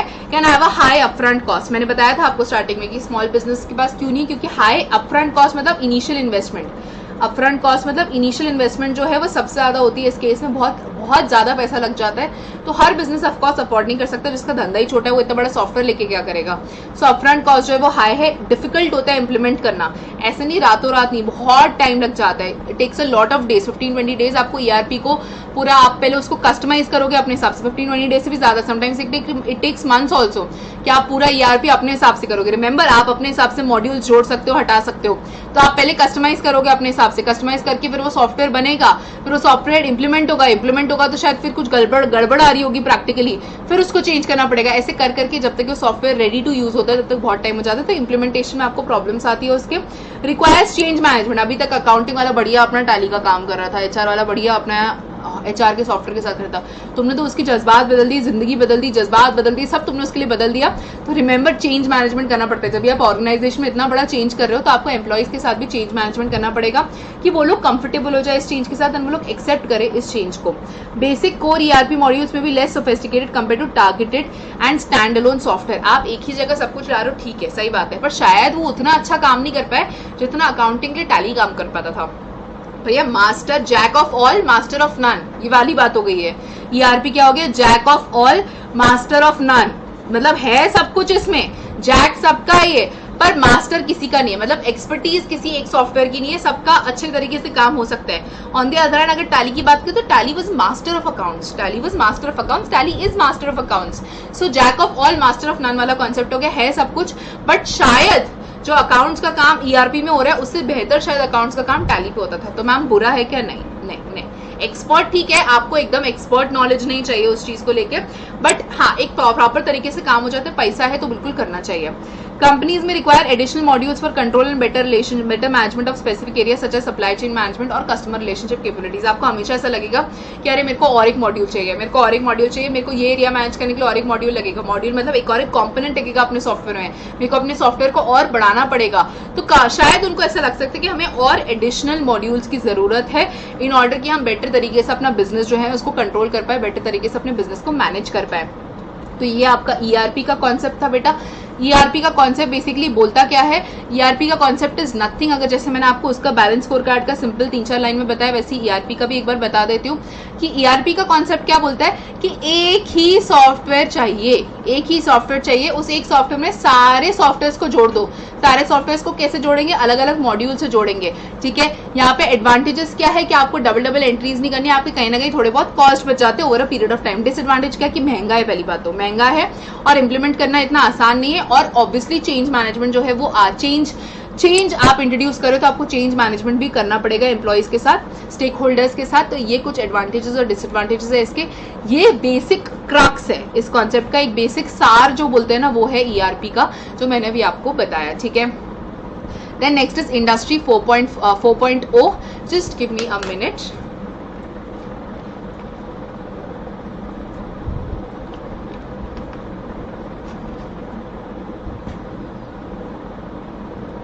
ठीक है, छोटा सा कॉन्सेप्ट है इंडस्ट्री 4.0। 4.0 इंडस्ट्री 4.0 क्या मैकेंसी ने बनाया था, ये मैकेंसी ने इंडस्ट्री 4.4 बनाया 4.0 बनाया था। Defines industry 4.0 as a digitisation of the manufacturing sector. इनका इंडस्ट्री 4.0 में क्या ऑटोमेशन पे बहुत ज्यादा ध्यान दिया गया है। ऑटोमेशन या फिर डिजिटाइजेशन एक ही बात है ऑटोमेशन या digitisation of manufacturing sector specifically, कि मैन्युफैक्चरिंग सेक्टर में उनका ऐसा काम है, उनका ऐसा कहना है मैकेंसी साहब का कि मैन्युफैक्चरिंग सेक्टर में मैक्सिमम चीजें जो है वो ऑटोमेट हो जानी चाहिए, मतलब मैक्सिमम चीजें ऐसी होनी चाहिए जो आपका मशीन से कर रहा है। ह्यूमन इंटरवेंशन कम से कम होना चाहिए। उससे क्या होगा मैम, ह्यूमन इंटरवेंशन बेटा जब कम से कम रहेगा तो आप ज्यादा फास्ट गुड्स प्रोड्यूस कर पाओगे, क्योंकि इंसान कभी थका हुआ है, कभी बीमार है, कभी कोविड हुआ है उसको, तो बहुत सारी प्रॉब्लम्स आ सकती है। कभी इमोशनली सही नहीं, ब्रेकअप हो गया उसका तो सैड है। मशीन में ये सारी चीजें नहीं है, मशीनों का ब्रेकअप नहीं होता है। सो इन केस में वो लोग फास्टर तरीके से गुड्स प्रोड्यूस कर सकते हैं एंड एरर्स होने के चांसेस कम है। इंसान से गलती हो सकती है, मशीन से गलती जो है चांसेस होने के कम होते हैं उसके। सो एक faster, that is why they want to introduce the concept of automation in case of machinery. Okay, so or digitization of the manufacturing sector with embedded centers in virtually all product components and manufacturing equipment, ubiquitous cyber physical systems and analysis of all the relevant data। सब कुछ मतलब touch से हो जाना चाहिए। एक touch करो आपकी मशीन चलनी चाहिए, एक टच करो आपका सब कुछ होना चाहिए, या फिर टच भी नहीं, आप एकदम बस आपका रेटिना स्कैन हो जाए मशीन चलने लग जाए। इस तरीके का ऑटोमेशन होना चाहिए मशीन्स में, इस तरीके का ऑटोमेशन होना चाहिए मैन्युफैक्चरिंग सेक्टर में। दिस इज व्हाट इंडस्ट्री 4.0 का concept says. As Industry 4.0 influences mission critical applications and business processes, the digital transformation is extensive, but it will come at a slower pace than the digital disruption of the internet. Because of the long investment cycles, companies are often conservative when deciding how to address fundamental disruption. क्योंकि आज तक companies कैसा fundamental disruption, मतलब आज तक companies इंसानों के through काम कर रही थी, लेबर था, मशीनरी भी होती थी, बट लेबर चाहिए होता था उसको काम करने के लिए। अब एकदम से तुम वक्त बदल दे रहे हो, जज्बात बदल दे रहे हो, भावनाएं बदल दे रहे हो उनकी, तो फंडामेंटली उनको डिस्टर्ब कर दे रहे हो, उनकी जड़ें ही निकाल के फेंक दे रहे हो। उनको बोल रहे हो इंसानों की जरूरत नहीं, सिर्फ 4-5 लोग चाहिए मैक्सिमम, एंड बाकी पूरा काम जो है वो आपका मशीन करेगा। सो इसीलिए फंडामेंटल डिस्ट्रप्शन हो रहा है। जहां फंडामेंटल डिस्ट्रप्शन हो रहा है, जहां आप सब कुछ बदल दे रहे हो उनकी जिंदगी में, वहां things will come at a slower pace also. And slower pace क्यों आएगा, क्योंकि इन्वेस्टमेंट बहुत ज्यादा चाहिए। आप सोचो ना, लेबर तो हमारी कंट्री में स्पेशली इंडिया में लेबर इज वेरी चीप, बाकी आपका चीप मतलब इनएक्सपेंसिव। हाँ, labour is very inexpensive. On the other hand machines are very very expensive. आप सबको हटा के, लेबर को हटा के अगर सारे कामों के लिए मशीन लाने की सोच रहे हो, तो आप सोचो बहुत ज्यादा इन्वेस्टमेंट लगेगा, बहुत ज्यादा पैसा खर्चा होगा, वो बहुत सारा पैसा आपका ब्लॉक्ड रहेगा बहुत टाइम के लिए। इसीलिए इसका जो मैन्युफैक्चरिंग में ऑटोमेशन है ये धीरे धीरे होगा, काफी slowly this will happen in our country specifically. However manufacturing companies that take the risk and are early adopters of new technology will be rewarded for the progressive decision making. जो company एक first step लेना चाहती है, जो company जो आगे सबसे बढ़ना चाहती है, उसको डिजिटाइजेशन करना चाहिए, क्योंकि वो अर्ली मूवर का एडवांटेज लेंगे, अर्ली अडॉप्टर्स के लाएंगे और उनको फायदा मिलेगा बाकी सब लोगों से। Digitisation helps to ensure product quality and safety and as well as faster delivery service which goes a long way with the customer. आप फास्टर डिलीवर कर पाओगे अपने प्रोडक्ट्स को, आपकी प्रोडक्ट की क्वालिटी ज्यादा रहेगी एंड सेफ्टी भी ज्यादा रहेगी, क्योंकि इंसानों से गलती हो सकती है, इंसानों से क्वालिटी में 19-20 का फर्क आ सकता है।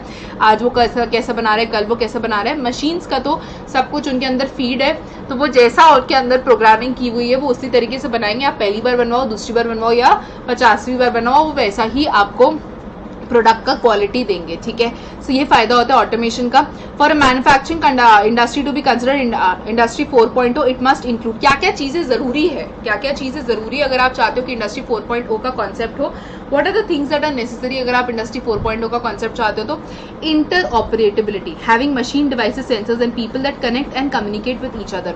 तुमको पता है एलेक्सा, तुमने सुना होगा एडवर्टाइजमेंट्स में, Alexa turn off the fan, Alexa turn off the fan. तो एक मशीन दूसरी मशीन से कनेक्टेड है बॉस, एक मशीन दूसरी मशीन से कनेक्टेड है। वो अलेक्सा जो डिवाइस है और आपके फैन का कनेक्शन है आपस में, आपका इलेक्ट्रिसिटी का और आपके एलेक्सा का आपस में कनेक्शन है, तभी तो आपका फैन ऑफ करने की कैपेबिलिटी रखती है। तो इंटर ऑपरेटेबिलिटी, आपका एलेक्सा को केपेबल बनाया गया कि वो फैन को टर्न ऑन या फैन को स्विच ऑफ कर रहे, लाइट को टर्न ऑन या लाइट को स्विच ऑफ कर पाए। तो इंटर ऑपरेटेबिलिटी, आपस में एक दूसरे को ऑपरेट करवाना with the help of people. मेरा एलेक्सा और फैन का कनेक्शन था, मैंने एलेक्सा को ऑर्डर दिया, एलेक्सा ने फैन को ऑफ किया, तो that is what is known as interoperability, की ऑपरेट करने के लिए आपस में जुड़े रहना, ऑपरेट करने के लिए। इसके लिए आप यहाँ पे एग्जाम्पल लिख सकते हो, Alexa turn off the fan या Alexa turn off the light, ठीक है। Information transparency, having systems that create a virtual copy of physical things to sensor data in order to put information in context. आपका information available होना चाहिए। अगर आप चाहते हो कि सब कुछ ऑटोमेट हो जाए तो आपकी इन्फॉर्मेशन की ट्रांसपेरेंसी होनी चाहिए। ऐसा नहीं कि आपने इन्फॉर्मेशन नहीं बताई या इन्फॉर्मेशन आप छुपा के रखो या इन्फॉर्मेशन आप हाइड करके रखो, तो नो, आपका सिस्टम्स इस तरीके से कैपेबल होना चाहिए कि वर्चुअल कॉपी रख पाए फिजिकल थिंग्स का। जैसे आप देखोगे काफी बार आपका फोन है, बेटा आपका फोन है, वो आपका टच उसने कॉपी बना के रखी है। टच स्क्रीन फोन होता है हमारा, लॉक होता है ना थंब इंप्रेशन से या फिंगरप्रिंट सेंसर से, तो उसने आपका फिंगरप्रिंट स्टोर करके रखा हुआ है, उसने आपका फिंगरप्रिंट स्टोर करके रखा है। आपका फिंगरप्रिंट उसके लिए इन्फॉर्मेशन है, उसने वो इन्फॉर्मेशन स्टोर करके रखा है, उस इन्फॉर्मेशन का कॉपी बना के रखा हुआ है। जितनी बार आप अपने फोन को टच करते हो, अगर आपका फिंगरप्रिंट मैच होगा, वो उस इन्फॉर्मेशन से लिया जाएगा, मैच हो रहा है तो ही आपका फोन जो है वो अनलॉक होता है।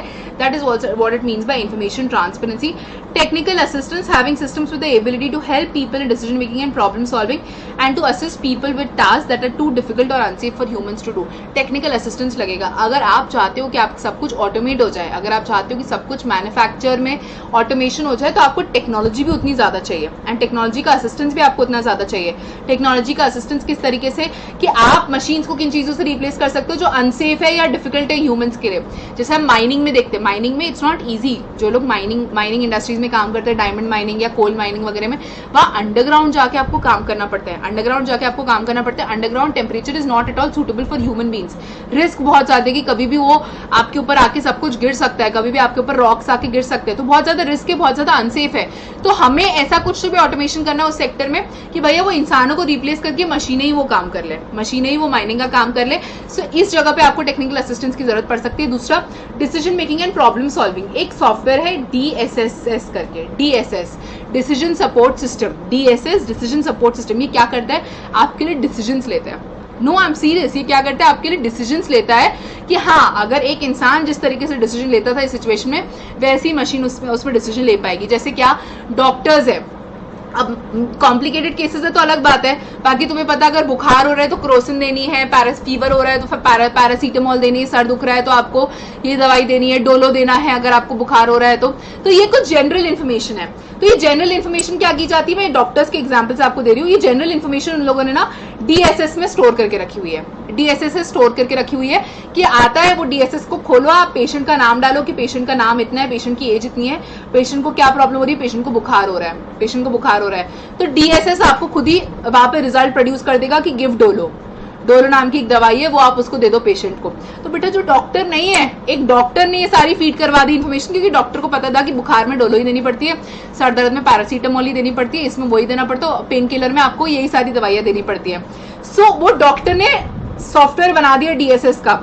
अब तो ये तो कोई भी कर सकता है, ये तो जिसको कंप्यूटर चलाना आता है वो भी बता सकता है बुखार हो रहा है चल डोलो ले रहे हैं। क्यों? क्योंकि वो DSS में टेक्निकल असिस्टेंस है कि डिसीजन वो कर पाए, डिसीजन सपोर्ट सिस्टम, कि किसी को बुखार आ रहा है तो क्या डिसीजन लिया जाए। तो ये डिसीजन सपोर्ट सिस्टम आपको बताएगा कि किसी को बुखार आ रहा है तो उसको डोलो दी जाए।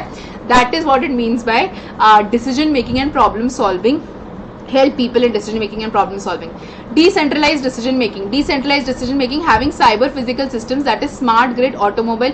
पहले क्या होता था, सब कुछ अपना अपना होता था, सब कुछ एक ही जगह पे होता था, सारा काम एक ही जगह पे होता था। बट क्योंकि अब सब मशीन्स पहले बॉस के पास पूछो जाके कि बॉस ये काम करना है क्या, बॉस एम्प्लॉइज को बताएगा, एम्प्लॉइज जाके फिर पूरा काम करते थे, एक ही अथॉरिटी रहती थी पूरी। डिसेंट्रलाइज में क्या, मशीन को खुद पता है, machine is like I don't care man what you से, मशीन इज लाइक तुमने मेरे को टच किया, तुमने मेरे ऊपर ऑन बटन दबाया, मैं पूरा काम खुद कर लूंगा, मेरे को किसी से पूछने की जरूरत नहीं है। हर मशीन अपना काम खुद करना जानती है, हर मशीन को बार बार परमिशन लेने की जरूरत नहीं है जैसे कि एम्प्लॉय को होती थी। वैसी डिसेंट्रलाइजेशन जरूरी है कि आपने हर मशीन को केपेबल बना दिया कि वो अपना काम खुद से कर पाए। Ability to directly make simple decisions and become as autonomous as possible. यहाँ पे डोलो का एग्जांपल भी आ सकता है। सिंपल डिसीजंस मतलब बुखार इज अ सिंपल डिसीजन। हम कैंसर में भी ऐसा करेंगे क्या लोग? नहीं, cancer is a complicated thing. तो सिंपल डिसीजन डिसीजन जो है वो ऑटोमेटिकली हो पाए, सिंपल डिसीजन में किसी को पूछने की जरूरत नहीं पड़ पाए, डिसेंट्रलाइज काम हो रहा है, डीएसएस खुद ही बता देगा और डिसीजन सपोर्ट सिस्टम खुद ही बता देगा कि बुखार है, डोलो लो, बात खत्म करो, ठीक है। तो इंडस्ट्री 4.0 इतना छोटा सा ही कॉन्सेप्ट है, इसके बारे में कुछ ज्यादा चीजें नहीं दी गई है। आपको जो प्री रेक्विजिट्स है इसके, इट मस्ट इंक्लूड, या फिर प्री रेक्विजिट्स भी आ सकते हैं, इसको प्री रेक्विजिट्स भी बोला जा सकता है कि इंटर ऑपरेटेबिलिटी होनी चाहिए, जो आपको एलेक्सा और फैन का एग्जांपल दिया था मैंने, इन्फॉर्मेशन की ट्रांसपेरेंसी होनी चाहिए, fingerprint, thumb impression, technical assistance चाहिए सॉल्विंग प्रॉब्लम सॉल्विंग के लिए, या फिर आप अगर कोई चीज अनसेफ है ह्यूमंस के लिए तो decentralised decision making, simple decision जो है वो खुद ही ले लो, उसमें से किसी को पूछने की जरूरत ना पड़े। इंडस्ट्री 4.0 है क्या बेसिकली? इंडस्ट्री 4.0 कुछ नहीं है, मैकेंजी ने कॉन्सेप्ट दिया था कि बस मैन्युफैक्चरिंग सेक्टर में जितना हद तक हो सके उतना हद तक हमें we have to make it automatic, we have to automate it, ठीक है। Then next is artificial intelligence. Again ये भी एक छोटा सा ही टॉपिक है, इतना बड़ा टॉपिक नहीं है ये। आर्टिफिशियल इंटेलिजेंस बहुत ही छोटा टॉपिक है। आर्टिफिशियल इंटेलिजेंस क्या कि you have to, artificial intelligence simply AI is a term used to describe a machine's ability to simulate human intelligence.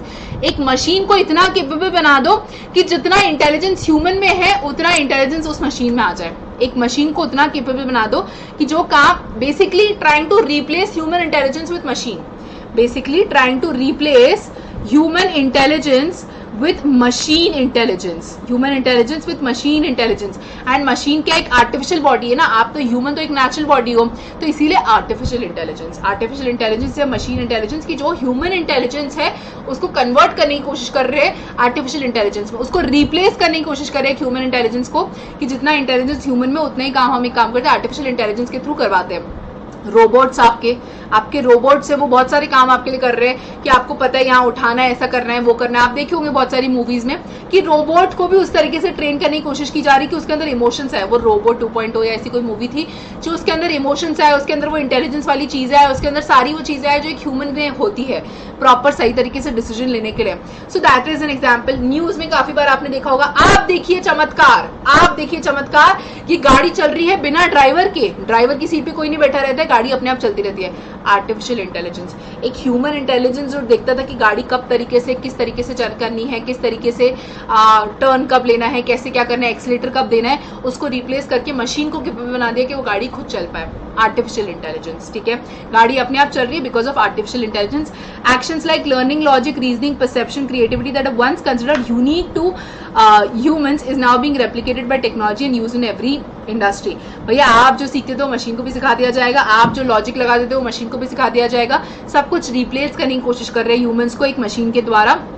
A common example of AI in today's world is chatbots, especially the live chat versions. आप Zomato पे order करोगे, my order has not reached yet, तुरंत reply आता है, तो तुरंत hello welcome to Zomato, how may I help you. या कोई और जगह पे भी ये क्या कोई बैठा था, तुरंत तुमने जैसे ही मैसेज किया उसने इतनी जल्दी टाइप भी कर लिया 1 सेकंड के अंदर? नहीं, ऑटोमेटेड मैसेज है, लाइव चैटबॉट्स है। ये चैटबॉट्स मतलब चैट प्लस रोबोट्स को कंबाइन करके चैटबॉट्स बना दिया गया कि ये चैटबॉट्स देखेंगे कि किस तरीके से काम करना है। ये चैटबॉट्स आपकी मदद करने की कोशिश करेंगे जब तक कि कब तक, जब तक कि कोई एक्चुअली में इंसान आके आपके प्रॉब्लम को केटर करने की ना कोशिश करे। पहले वो लोग कोशिश करेंगे कि चैटबॉट ही आपकी प्रॉब्लम को सॉल्व कर दे, डिलीवरी नहीं हुई तो आपको डिलीवरी यहाँ तक पहुंचाए, are you satisfied with the answer, yes no, do you want further assistance, yes no. जब ऐसे कर करके उसकी एंड तक प्रॉब्लम सॉल्व नहीं होती तब तक के सामने वाले को टाइम भी मिल जाता है कि इंसान को आने के लिए और उसकी प्रॉब्लम को एड्रेस करने के लिए, ठीक है। तो that is what live chatbots means.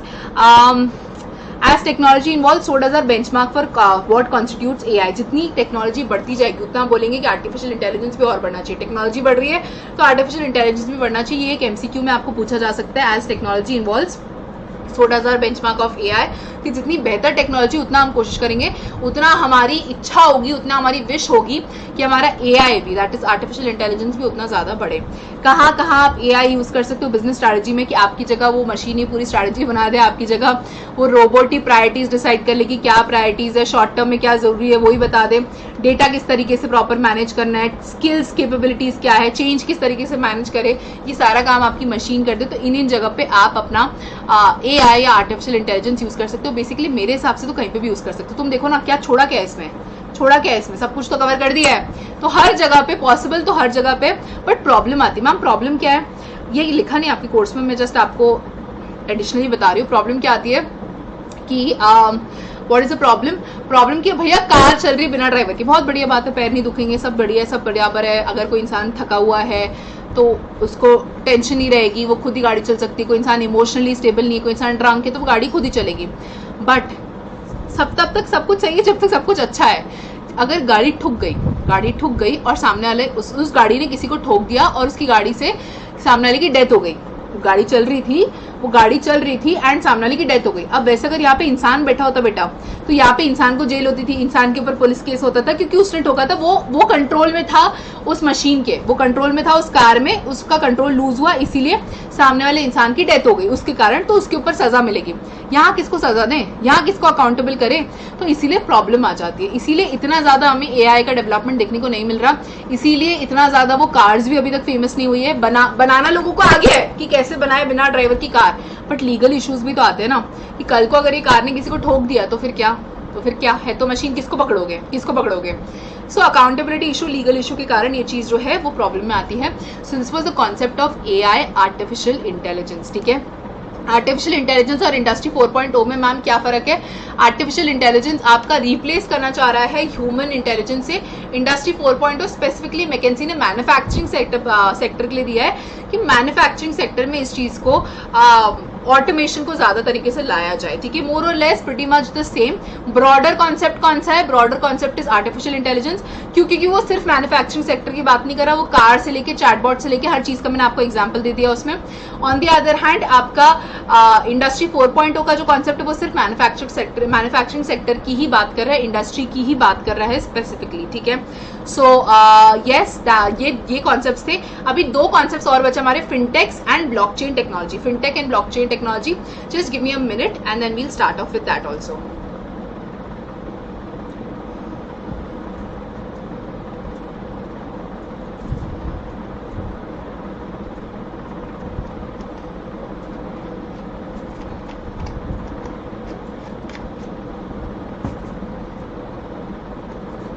Okay, next is fintech. Fintech एक नया अलग कॉन्सेप्ट है जो आपको यहाँ पे दिया गया है। फिनटेक क्या है? फिनटेक बना कैसे? फाइनेंस और टेक्नोलॉजी से। Finance plus technology is equal to fintech.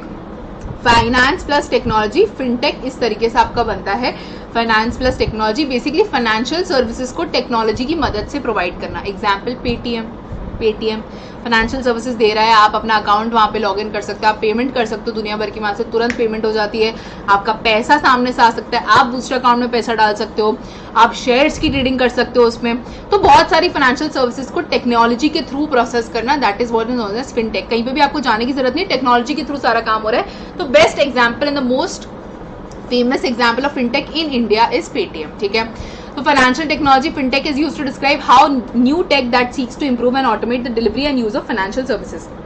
Financial services को किस तरीके से हम ऑटोमेट कर पाए या किस तरीके से हम टेक्नोलॉजी के थ्रू पे उसको ऑपरेट करा पाए। At its core finance is utilised to help companies, businesses, owners and consumers better manage their financial operations, processes and lives by utilizing specialized softwares and algorithms that are used on computers and increasingly smartphones. जैसे आपका Paytm है, आपके operations आसान कर दे रहा है। आपको पहले पैसा जमा करने के लिए बैंक में जाना पड़ता था, या पहले पैसा जमा करने के लिए आपको अलग अलग एप्स खोलने पड़ते थे, आईसीआईसीआई का अलग बैंक, बैंक ऑफ इंडिया का अलग बैंक, आईडीबीआई का अलग बैंक। अभी क्या है, आप सारे बैंक के अकाउंट्स अपने पेटीएम में लिंक कर सकते हो, जिससे जिसको पेमेंट करना है, जिससे जहां पैसे डालने हैं आप वहां से कर लो। तो आपकी लाइव्स बेसिकली जो है वो बेटर कर रहे हैं ये bye operating such software on a computer या फिर आजकल स्मार्टफोन जैसे पेटीएम है, आप अपने मोबाइल पे भी यूज कर सकते हो।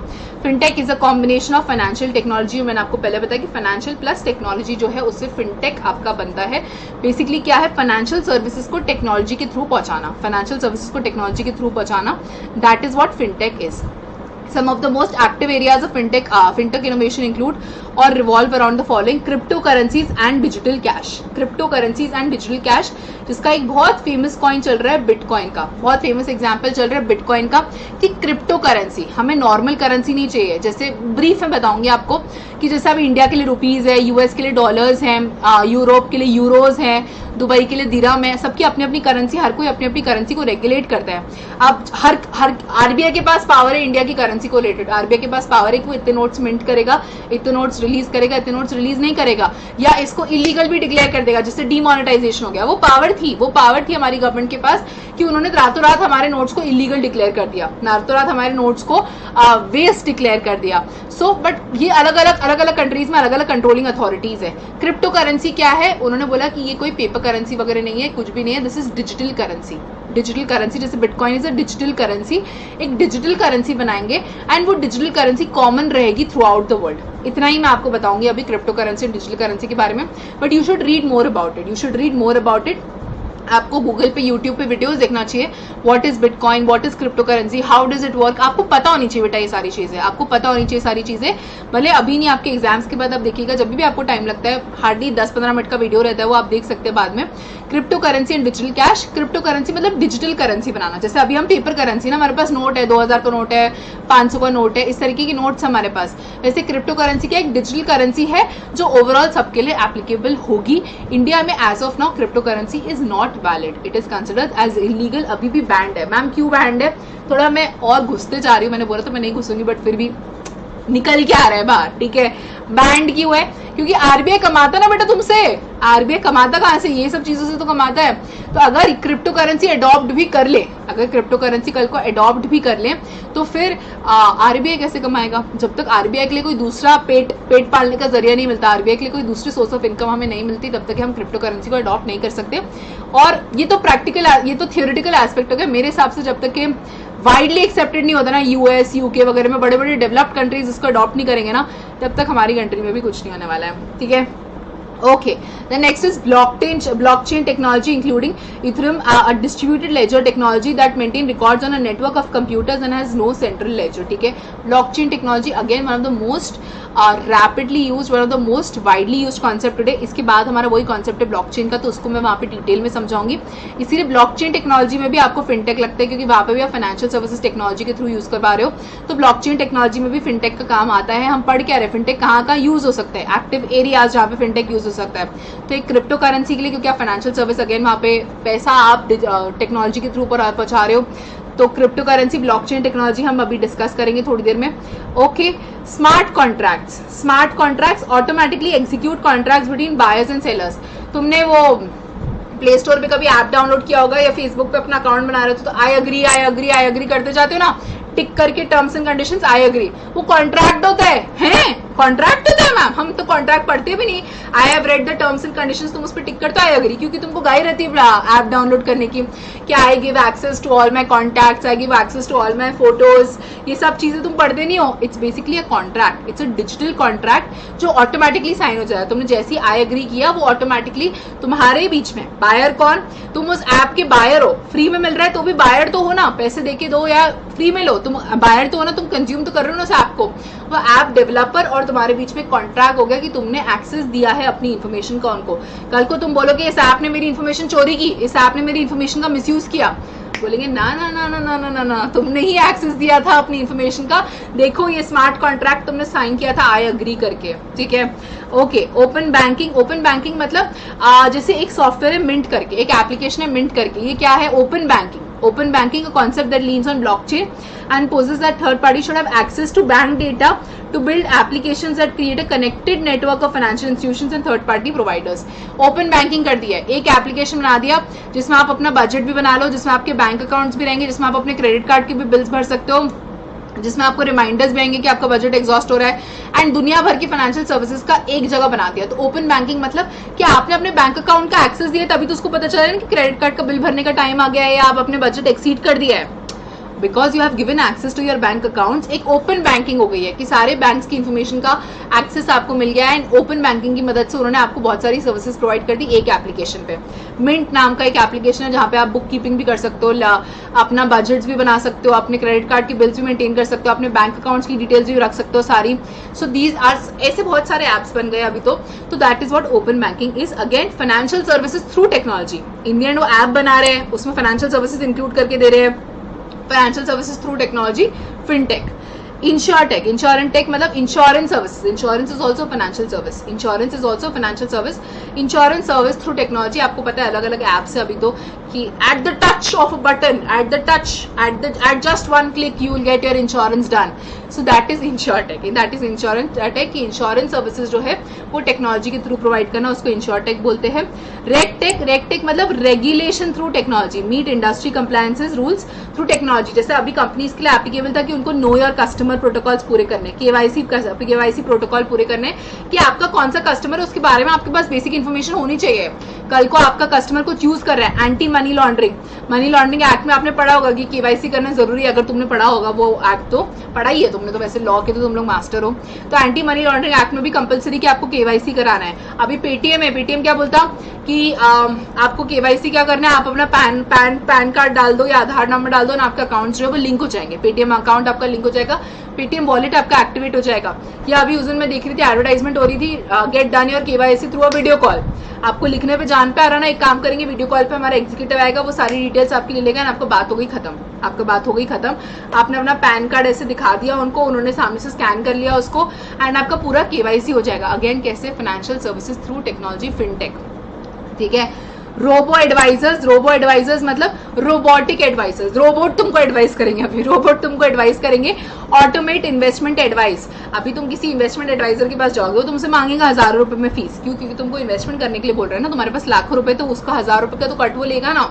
तो वो अभी क्या कर रहे हैं, इसका रोबो एडवाइजर्स बना दिए, कि एक एप्लीकेशन बना दिया जो ऑटोमेटिकली तुमको इन्वेस्टमेंट एडवाइस देगा। अगेन डेटा फीड कर दिया कि डिमांड इसकी ज्यादा रहेगी, सप्लाई उसका कम रहेगा, तो इस तरीके की एडवाइस देनी है। तो robo advisers, again investment advice is a financial service, and उस फाइनेंशियल सर्विसेज को, कौन सी फाइनेंशियल सर्विस को, इन्वेस्टमेंट एडवाइस की फाइनेंशियल सर्विस को टेक्नोलॉजी के थ्रू करवा दिया गया है। तो दैट इज रोबोटेक, कि रोबोट्स आपको एडवाइस करेंगे कि कहाँ इन्वेस्ट करना है, कहाँ इन्वेस्ट नहीं करना है। Unbanked, underbanked services that seek to serve disadvantaged or low-income individuals who are ignored or undeserved by traditional banks or mainstream financial services. Unbanked और underbanked क्या है? Unbanked कि आपके पास बैंक अकाउंट ही नहीं है, unbanked कि आपके पास बैंक अकाउंट ही नहीं है, you do not have access to any kind of financial services. अंडरबैंक की आपके पास बैंक अकाउंट है, आपकी बैंक के पास बैंक की फैसिलिटीज है, लोन वोन है, बट आपकी पूरी जरूरत नहीं हो रही उससे, तो अंडर बैंक्ड है। तो इन केसेस के लिए भी कुछ टेक्नोलॉजीज बनाई गई है कि आप अनबैंक्ड हो या आप अंडर बैंक्ड हो तो भी आपको फाइनेंशियल असिस्टेंस दी जाएगी, अगेन बेसिकली क्या है, एग्जाम्पल है, बेसिकली क्या है, फाइनेंशियल असिस्टेंस दे रहे हैं थ्रू टेक्नोलॉजी, फिनटेक, ठीक है। Cyber security and fintech are intertwined, again यहाँ पे सिक्योरिटी एक बड़ा लफड़ा हो जाता है, cyber security.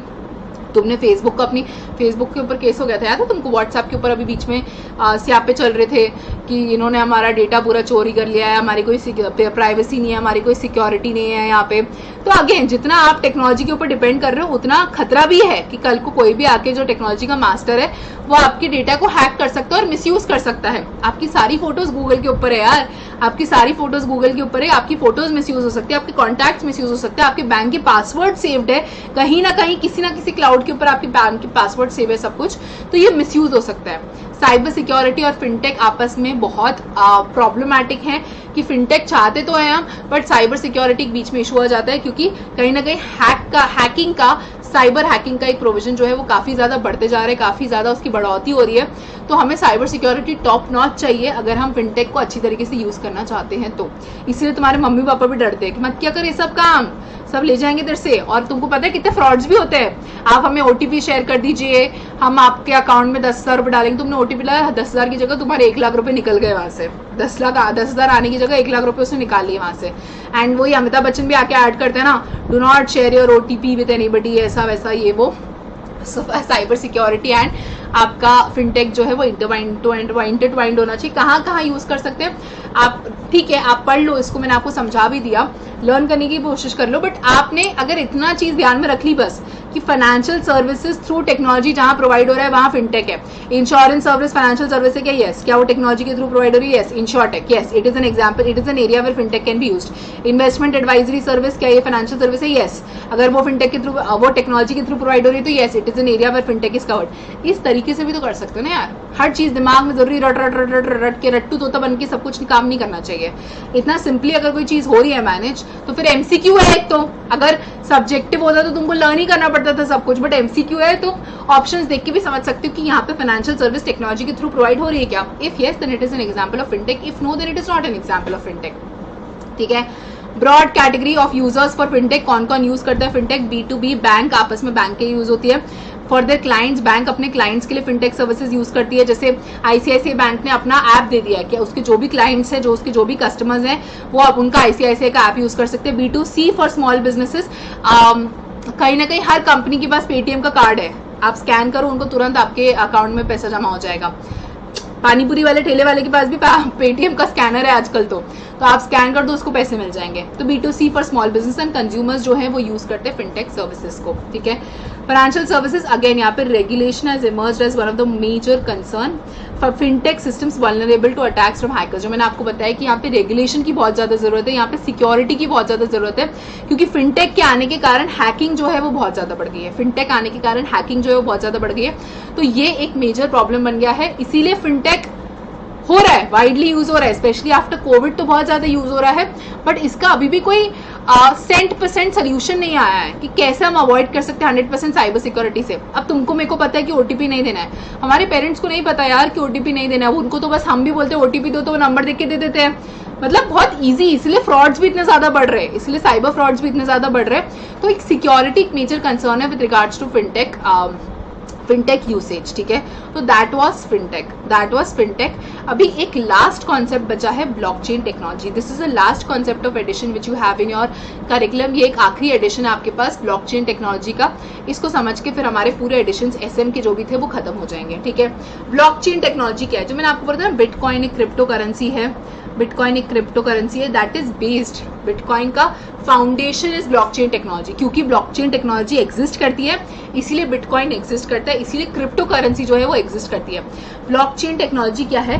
Block and chain, block and chain, ध्यान से समझना, ब्रीफली समझाऊंगी अगेन इसको, क्योंकि आप देखोगे कि इतना ज्यादा बड़े डिटेल में आपको एक कॉन्सेप्ट नहीं दिया गया है। आधे एक पेज का कॉन्सेप्ट है, जितना जरूरी है समझने के लिए उतना समझाऊंगी। ब्लॉकचेन, अलग अलग ब्लॉक्स बना दिए गए हैं, अलग अलग ब्लॉक्स बना दिए गए हैं एंड इनको कनेक्ट कर लिया है आपस में, इनको कनेक्ट कर लिया गया है आपस में, तभी ब्लॉक्स की मदद से एक चेन बन रही है, ब्लॉक्स की मदद से एक चेन बन रही है। That is why blockchain technology. समझा क्या? इतना अलग अलग ब्लॉक्स है, ब्लॉक्स की मदद से एक चेन बन रही है, ब्लॉक्स को आपस में जोड़ के एक चेन बन रही है, तो ब्लॉकचेन टेक्नोलॉजी। मैम ब्लॉक्स क्यों डब्बे क्यों बना रहे? बेटा इस डब्बे में स्टोर होती है इन्फॉर्मेशन, इस डब्बे में स्टोर होती है इन्फॉर्मेशन, सारी इंफॉर्मेशन इसमें स्टोर्ड रहेगी, सारी इंफॉर्मेशन इसमें स्टोर्ड रहेगी, ठीक है। अब अगर मैं बात करूं तो इस ब्लॉक में जो भी इंफॉर्मेशन होगी वो इस ब्लॉक में रहेगी, ठीक है। अब ये ब्लॉक की इंफॉर्मेशन सामने वाले के पास भी जाएगी, तो मतलब इसके पास खुद की इंफॉर्मेशन तो रहेगी, सेकेंड ब्लॉक की मैं बात कर रही हूँ, इसके पास खुद की इंफॉर्मेशन तो रहेगी जो इस ब्लॉक में स्टोर्ड रहेगी, प्रीवियस ब्लॉक से जो उसको इंफॉर्मेशन आएगी वो भी स्टोर्ड रहेगी, खुद की इंफॉर्मेशन भी रहेगी, प्रीवियस ब्लॉक की भी इंफॉर्मेशन स्टोर्ड रहेगी। ये वाले ब्लॉक में मैम प्रीवियस इंफॉर्मेशन नहीं रहेगी कि अबे ये पहला ब्लॉक है ना, प्रीवियस इंफॉर्मेशन कहाँ से लाओ, पुनर्जन्म से लेके आओ क्या, उसकी पिछले जन्म से, पहला ब्लॉक है, प्रीवियस इंफॉर्मेशन ही नहीं है। इसको जेनेसिस भी बोला जाता है, आपके कोर्स में नहीं मैं बता रही हूँ, इसको जेनेसिस भी बोला जाता है पहले ब्लॉक को, ठीक है। अगेन यहाँ पे क्या रहेगा? थर्ड ब्लॉक में इस ब्लॉक की इंफॉर्मेशन रहेगी, थर्ड ब्लॉक की, plus first and second block की इंफॉर्मेशन रहेगी, या मैं सिर्फ सेकेंड भी लिख सकती हूँ ना, क्योंकि सेकेंड में तो ऑटोमेटिकली फर्स्ट की इंफॉर्मेशन है। तो बेसिकली क्या है, ऐसे पूरा चेन बनते जाता है। फोर्थ ब्लॉक आया, फोर्थ में फोर्थ वाले की भी इंफॉर्मेशन रहेगी और थर्ड वाले की भी इंफॉर्मेशन रहेगी, फोर्थ में थर्ड वाले की भी इंफॉर्मेशन, अपनी भी इंफॉर्मेशन रहेगी और थर्ड ब्लॉक की भी इंफॉर्मेशन रहेगी। एंड तुमको तो पता है थर्ड ब्लॉक में फर्स्ट की भी इंफॉर्मेशन है, सेकंड की भी इंफॉर्मेशन और थर्ड की खुद की भी इंफॉर्मेशन है। सो कहीं ना कहीं एक चेन बनती जा रही है इंफॉर्मेशन की। जो इंफॉर्मेशन यहाँ से चालू हुई थी, हर इंसान के पास जो उस चेन में जुड़ता जाएगा उसके पास सारी इंफॉर्मेशन रहेगी। Every person who has access to this blockchain, who has access to this link of blockchain, एक लिंक क्रिएट होता है, इस लिंक का अगर आपके पास एक्सेस रहेगा तो वो एक ब्लॉकचेन टेक्नोलॉजी बनती है। इस चेन में जितने लोग अटैच रहेंगे उन सबके पास सेम लेवल ऑफ इन्फॉर्मेशन रहेगी, उन सबके पास सेम इन्फॉर्मेशन रहेगी and same level of information रहेगी। हाँ ऐसे तो गड़बड़ हो सकती है, नहीं, ये जो इन्फॉर्मेशन है ये एनक्रिप्ट की जाती है, ये जो आपकी इंफॉर्मेशन है ये एनक्रिप्ट की जाती है। एनक्रिप्ट मतलब एक हैश फंक्शन से एनक्रिप्ट की जाती है। हैश फंक्शन से मतलब तुम सामने वाले को 10,000 रुपए बेच रहे हो, ए ने बी को 10,000 रुपए के बिटकॉइन के बेचे, ए ने बी को 10,000 बिटकॉइन के बेचे, ठीक है। तो ये इंफॉर्मेशन इस तरीके से प्रोड्यूस नहीं होगी कि ए ने बी को 10,000 रुपए भेजे। ये इंफॉर्मेशन कुछ ऐसे हैश ए भी नहीं, हैश ए 1 0 2 4 5 6 8 9 Z, इस तरीके से कोई यूनिक कोड में कवर हो जाएगा। इस तरीके से ये इन्फॉर्मेशन को यूनिक कोड में एनक्रिप्ट हो जाएगी, ये इन्फॉर्मेशन को यूनिक कोड में कन्वर्ट हो जाएगी।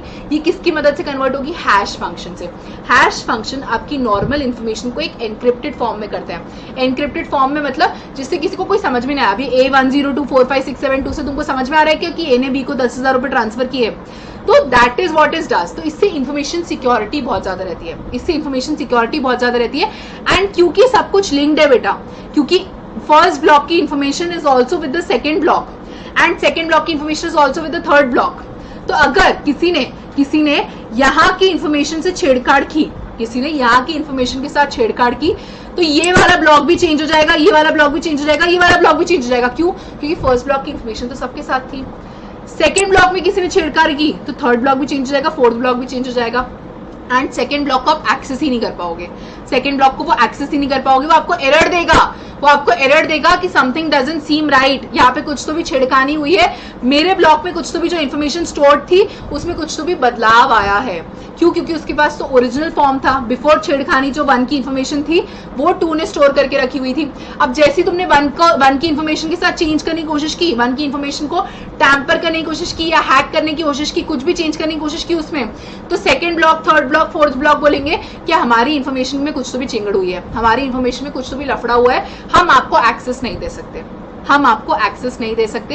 And that is how security is maintain, that is how security is maintain. This is a concept of blockchain technology कि अलग अलग ब्लॉक्स हैं, वो ब्लॉक्स में अलग अलग इन्फॉर्मेशन, इनको कनेक्ट कर लिया गया है with the help of chain. ये ब्लॉक्स को आपस में जोड़ दिया गया है, तो ब्लॉक्स की एक तरीके से चेन बन गई है ब्लॉकचेन टेक्नोलॉजी।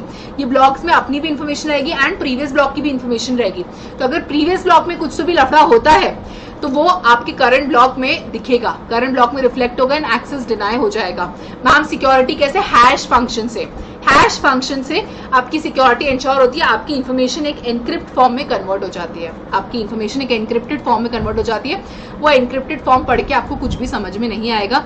इस तरीके से सिक्योरिटी भी मेंटेन रहती है और क्या कहते हैं, हर किसी के पास इंफॉर्मेशन भी रहती है। Everybody has access to the information but all the information is secured information. क्यों? क्योंकि तुमने उसके साथ छेड़खानी की कोशिश करने की, तुमने उसको टैम्पर करने की कोशिश की, तुमने उसको हैक करने की कोशिश की, तो आगे का पूरा चेन में, आगे की पूरी चेन को तुम एक्सेस नहीं कर पाओगे, आगे की पूरी चेन को तुम एक्सेस नहीं कर पाओगे। That is why this is a very secure feature and this is a new age concept. बहुत ज्यादा चलन में ये कॉन्सेप्ट, स्पेशली क्योंकि बिटकॉइन इस कॉन्सेप्ट के आधार पे बेस्ड है।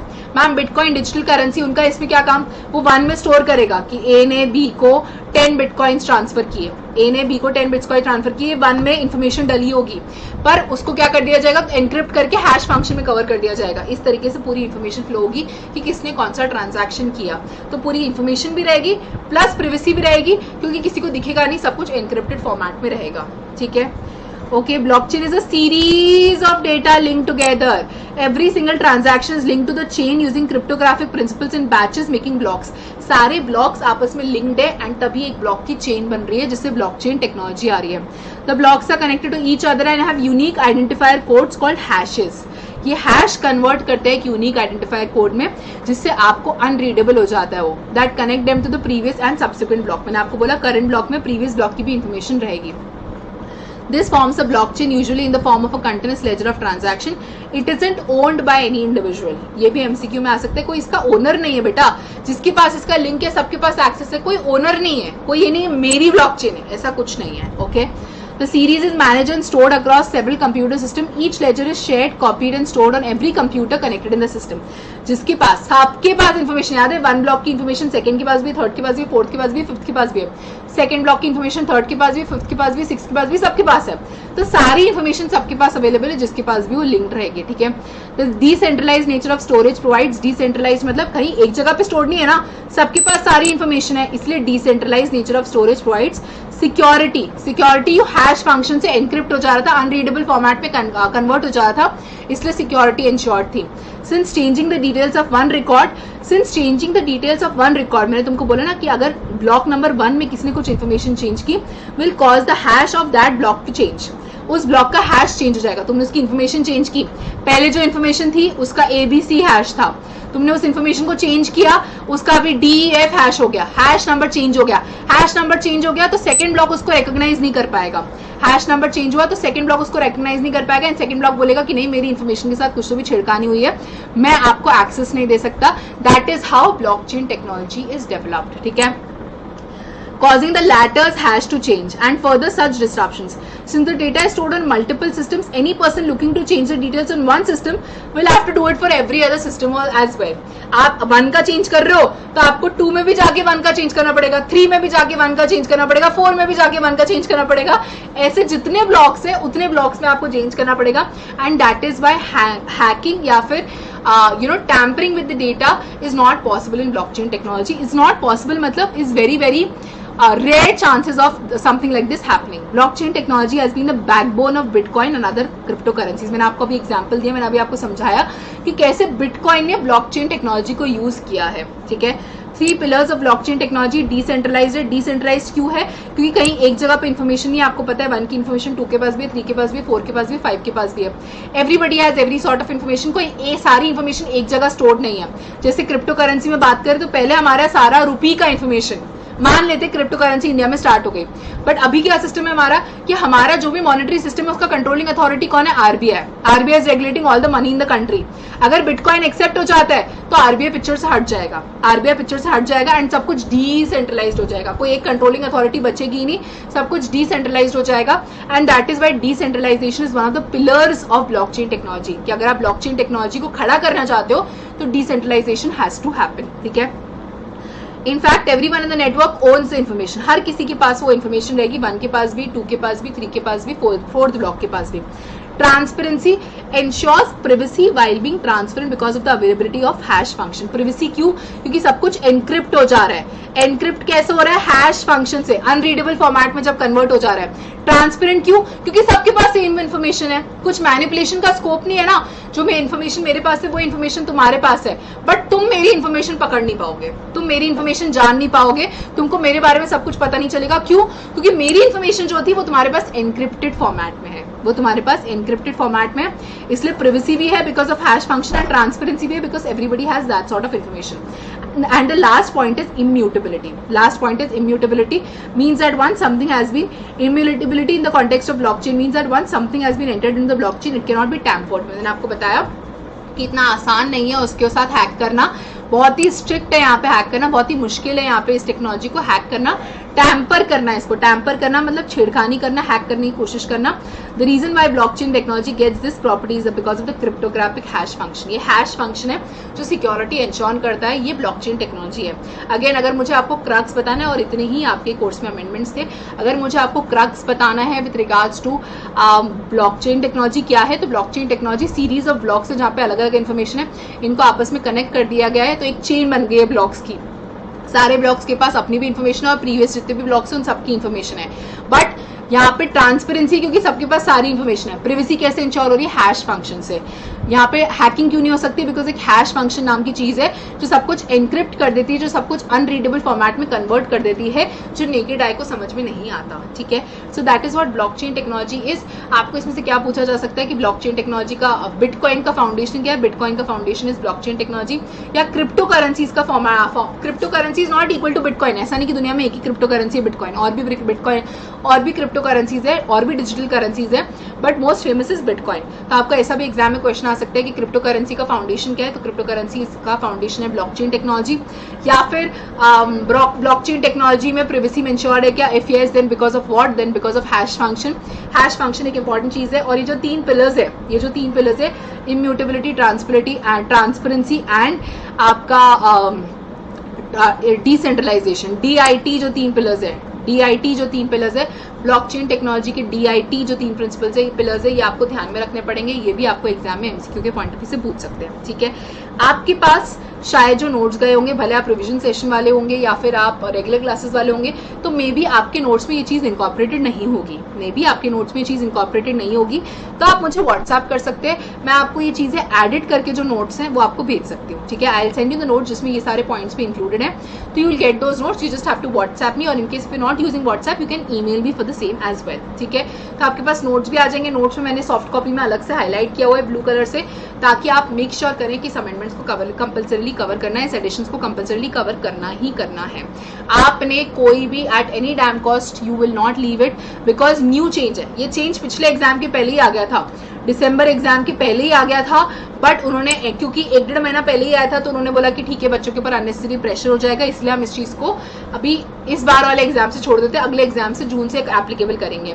तो जून से अब आपके एग्जाम से कंपलसरी एप्लीकेबल है, क्योंकि आपके एग्जाम पहला एग्जाम है जिसमें चीज पूछी जाएगी, तो इजी क्वेश्चन आने के चांसेस है, क्योंकि पहली बार पूछ रहे हैं इस कॉन्सेप्ट को, तो इजी क्वेश्चन आने के चांसेस है, प्लस हाई चांसेस है कि इन टॉपिक्स में से क्वेश्चन पूछा जाए। तो यार क्वेश्चन आने के चांसेस है, इजी क्वेश्चन आने के चांसेस है, तो क्यों छोड़ के जाना है, क्यों छोड़ के जाना है, पढ़ के जाओ ना चुपचाप। ये 1.5-2 घंटे का भी तुमने लेक्चर देख लिया तो तुम्हारा काम जो है वो सॉर्ट हो जाएगा, ठीक है। आपने नोटिस किया होगा 4-5 छोटे छोटे कॉन्सेप्ट्स है, उससे ज्यादा कुछ कॉन्सेप्ट्स नहीं है। एफएम में कुछ खास अमेंडमेंट्स नहीं, कुछ खास एडिशंस नहीं है, वही चैप्टर्स हैं, वही पूछने का तरीका, वही सब कुछ है। जो चेंजेस थे, जो एडिशंस थे, वो हमने इस लेक्चर के थ्रू कवर कर लिए हैं।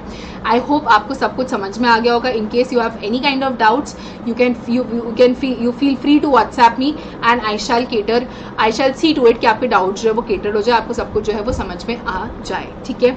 Okay guys, that's about it for today. I will see you again very very soon with something else. Till then आपने कंपल्सरीली, मैं बार बार रिपीट कर रही हूँ, आपने कंपल्सरीली इन अमेंडमेंट्स को कवर करना है, इन एडिशंस को आपने कवर करना है, ठीक है। Okay, till then you guys take care of yourselves, be very very happy and bye bye.